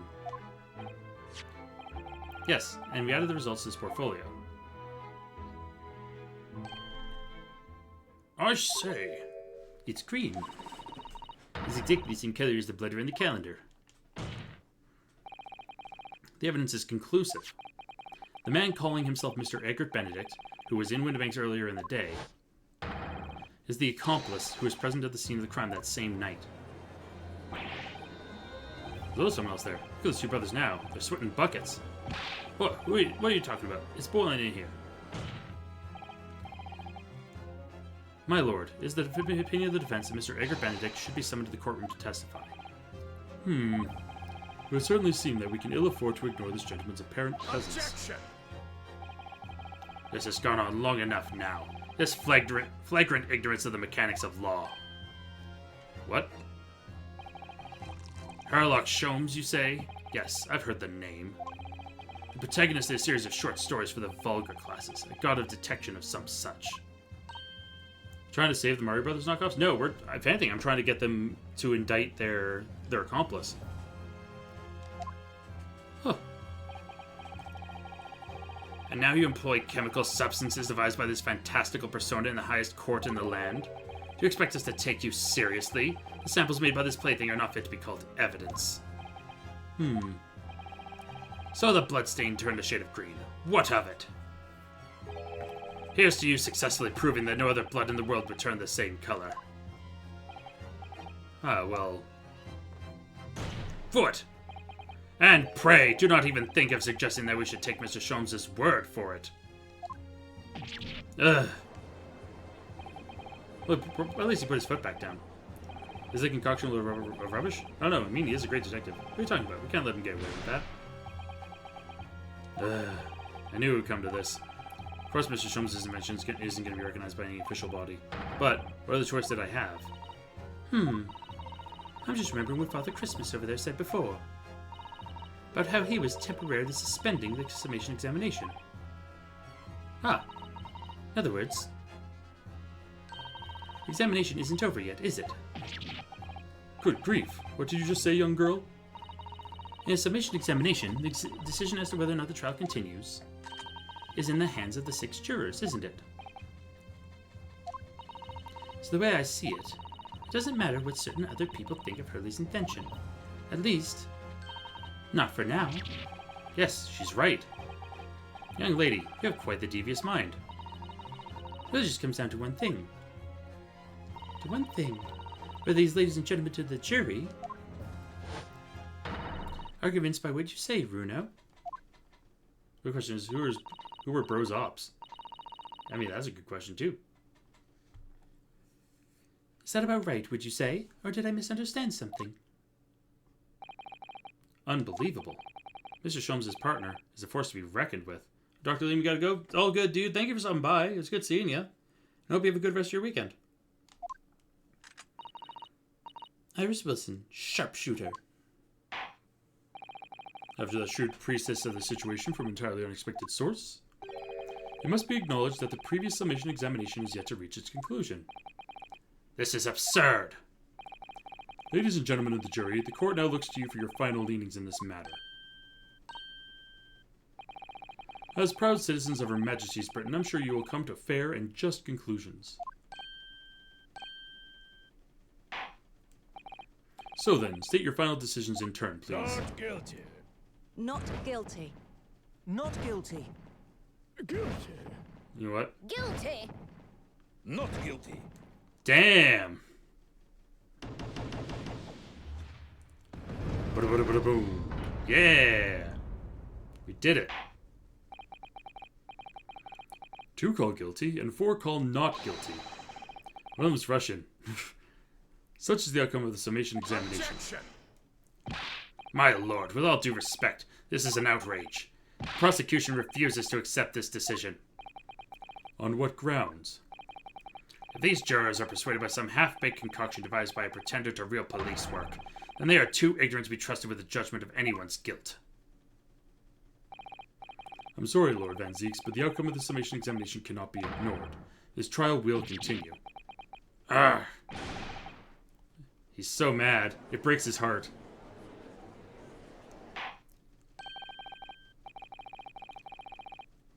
Nevertheless, we find ourselves in a rather awkward situation. The defense has very reasonably requested the subpoena of a new witness. But sadly, I fear that that will be impossible. What? The name the gentleman gave for himself, Edgar Benedict, is quite clearly false. I don't believe it. Just when I managed to prove the man was there Hey that Prolix, tell us about Monster Hunter World. Dang, okay, I will keep with the there. Monster Hunter World, thank you for the redeem of Nostalgia Time, Lava King. Monster Hunter World. The first Monster Hunter I actually played start to finish. Like, played the whole dang way through, with the exception of the Iceborne portion. I didn't actually finish the final elders in that. But, honestly, it's... For me, I would describe as one of the best entry points into the Monster Hunter series. Is to either start with World or Rise.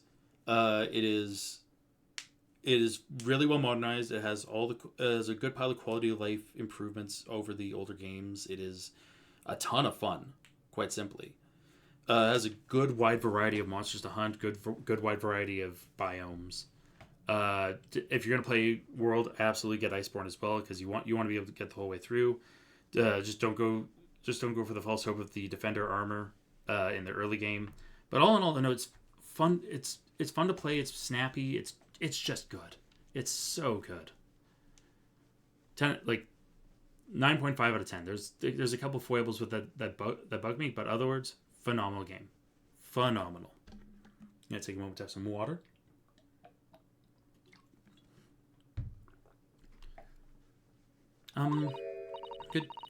Could I say something? Who's saying something? Who was that, please? Who spoke? It was me, my lord. Juror number 5? What have you to say, madam? If possible. Inspector. Huh? Me, ma'am? I wonder if you might show the photographic print to me again. The one in which the gentleman is shown. Oh, right, yes. This one, you mean. Mr. Benedict? Yes. There's no doubt in my mind. Juror number 5? You don't mean to say you know this man? Yes, I knew him. What? No. Good gracious! Oh, we found... We might know Edgar Benedict's real identity. Order! Juror number 5, how on earth? I'm a communications officer. Stop. As we can clearly see. The gentleman in the photograph is... Stop. Also a communications officer. Stop. He works in my office. Stop. Well, shit. Very intelligent operator, in fact. Stop. He should be in the communication station now. Stop. Tapping away on the telegraph. Stop. This doesn't seem right somehow. Can't put my finger on why, but it doesn't feel right. I suppose we all imagined the accomplice would be some sort of hardened criminal. It's a bit unexpected to find out that he has a respectable job by day, whatever he gets up to at night. Yes, I suppose that's it. I suppose that's why I felt something was wrong. No, something else is wrong. If the gentleman is at London's communication station, we should be able to subpoena him within the hour. Lord Van Zieks, if you please. Yes, my lord. Make the necessary arrangements with all haste. As your lordship bids. The court will recess for 1 hour. When the new witness arrives, we shall reconvene to hear the gentleman's testimony. Inspector Gregson. Oh, yes, my lord? I should like to hear from you specifically about events at the pawnbrokery on the day in question. Come to my chambers during the recess. Yes, sir, my lord. Very well. Court is adjourned until 1:40 p.m.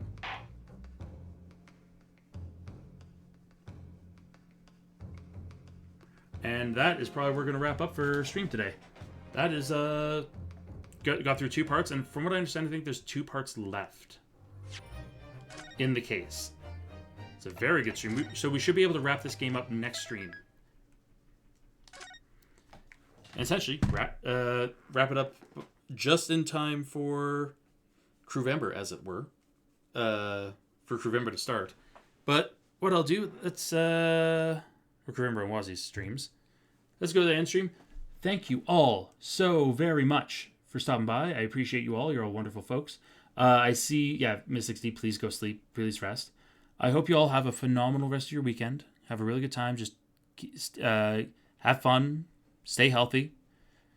Do something for you. Find a new food that you'd like to try. Do something like that. But what I'll say is, in the meantime, I know Wazzy's streaming tomorrow with Poops for Little Nightmares. You'll be seeing me next on Wazzy's stream on Tuesday. I'll be co-hosting then. But in the meantime, I hope you all, like I said before, have a wonderful rest of your weekend. Take care of yourselves, and I'll be seeing you again soon. Bye for now.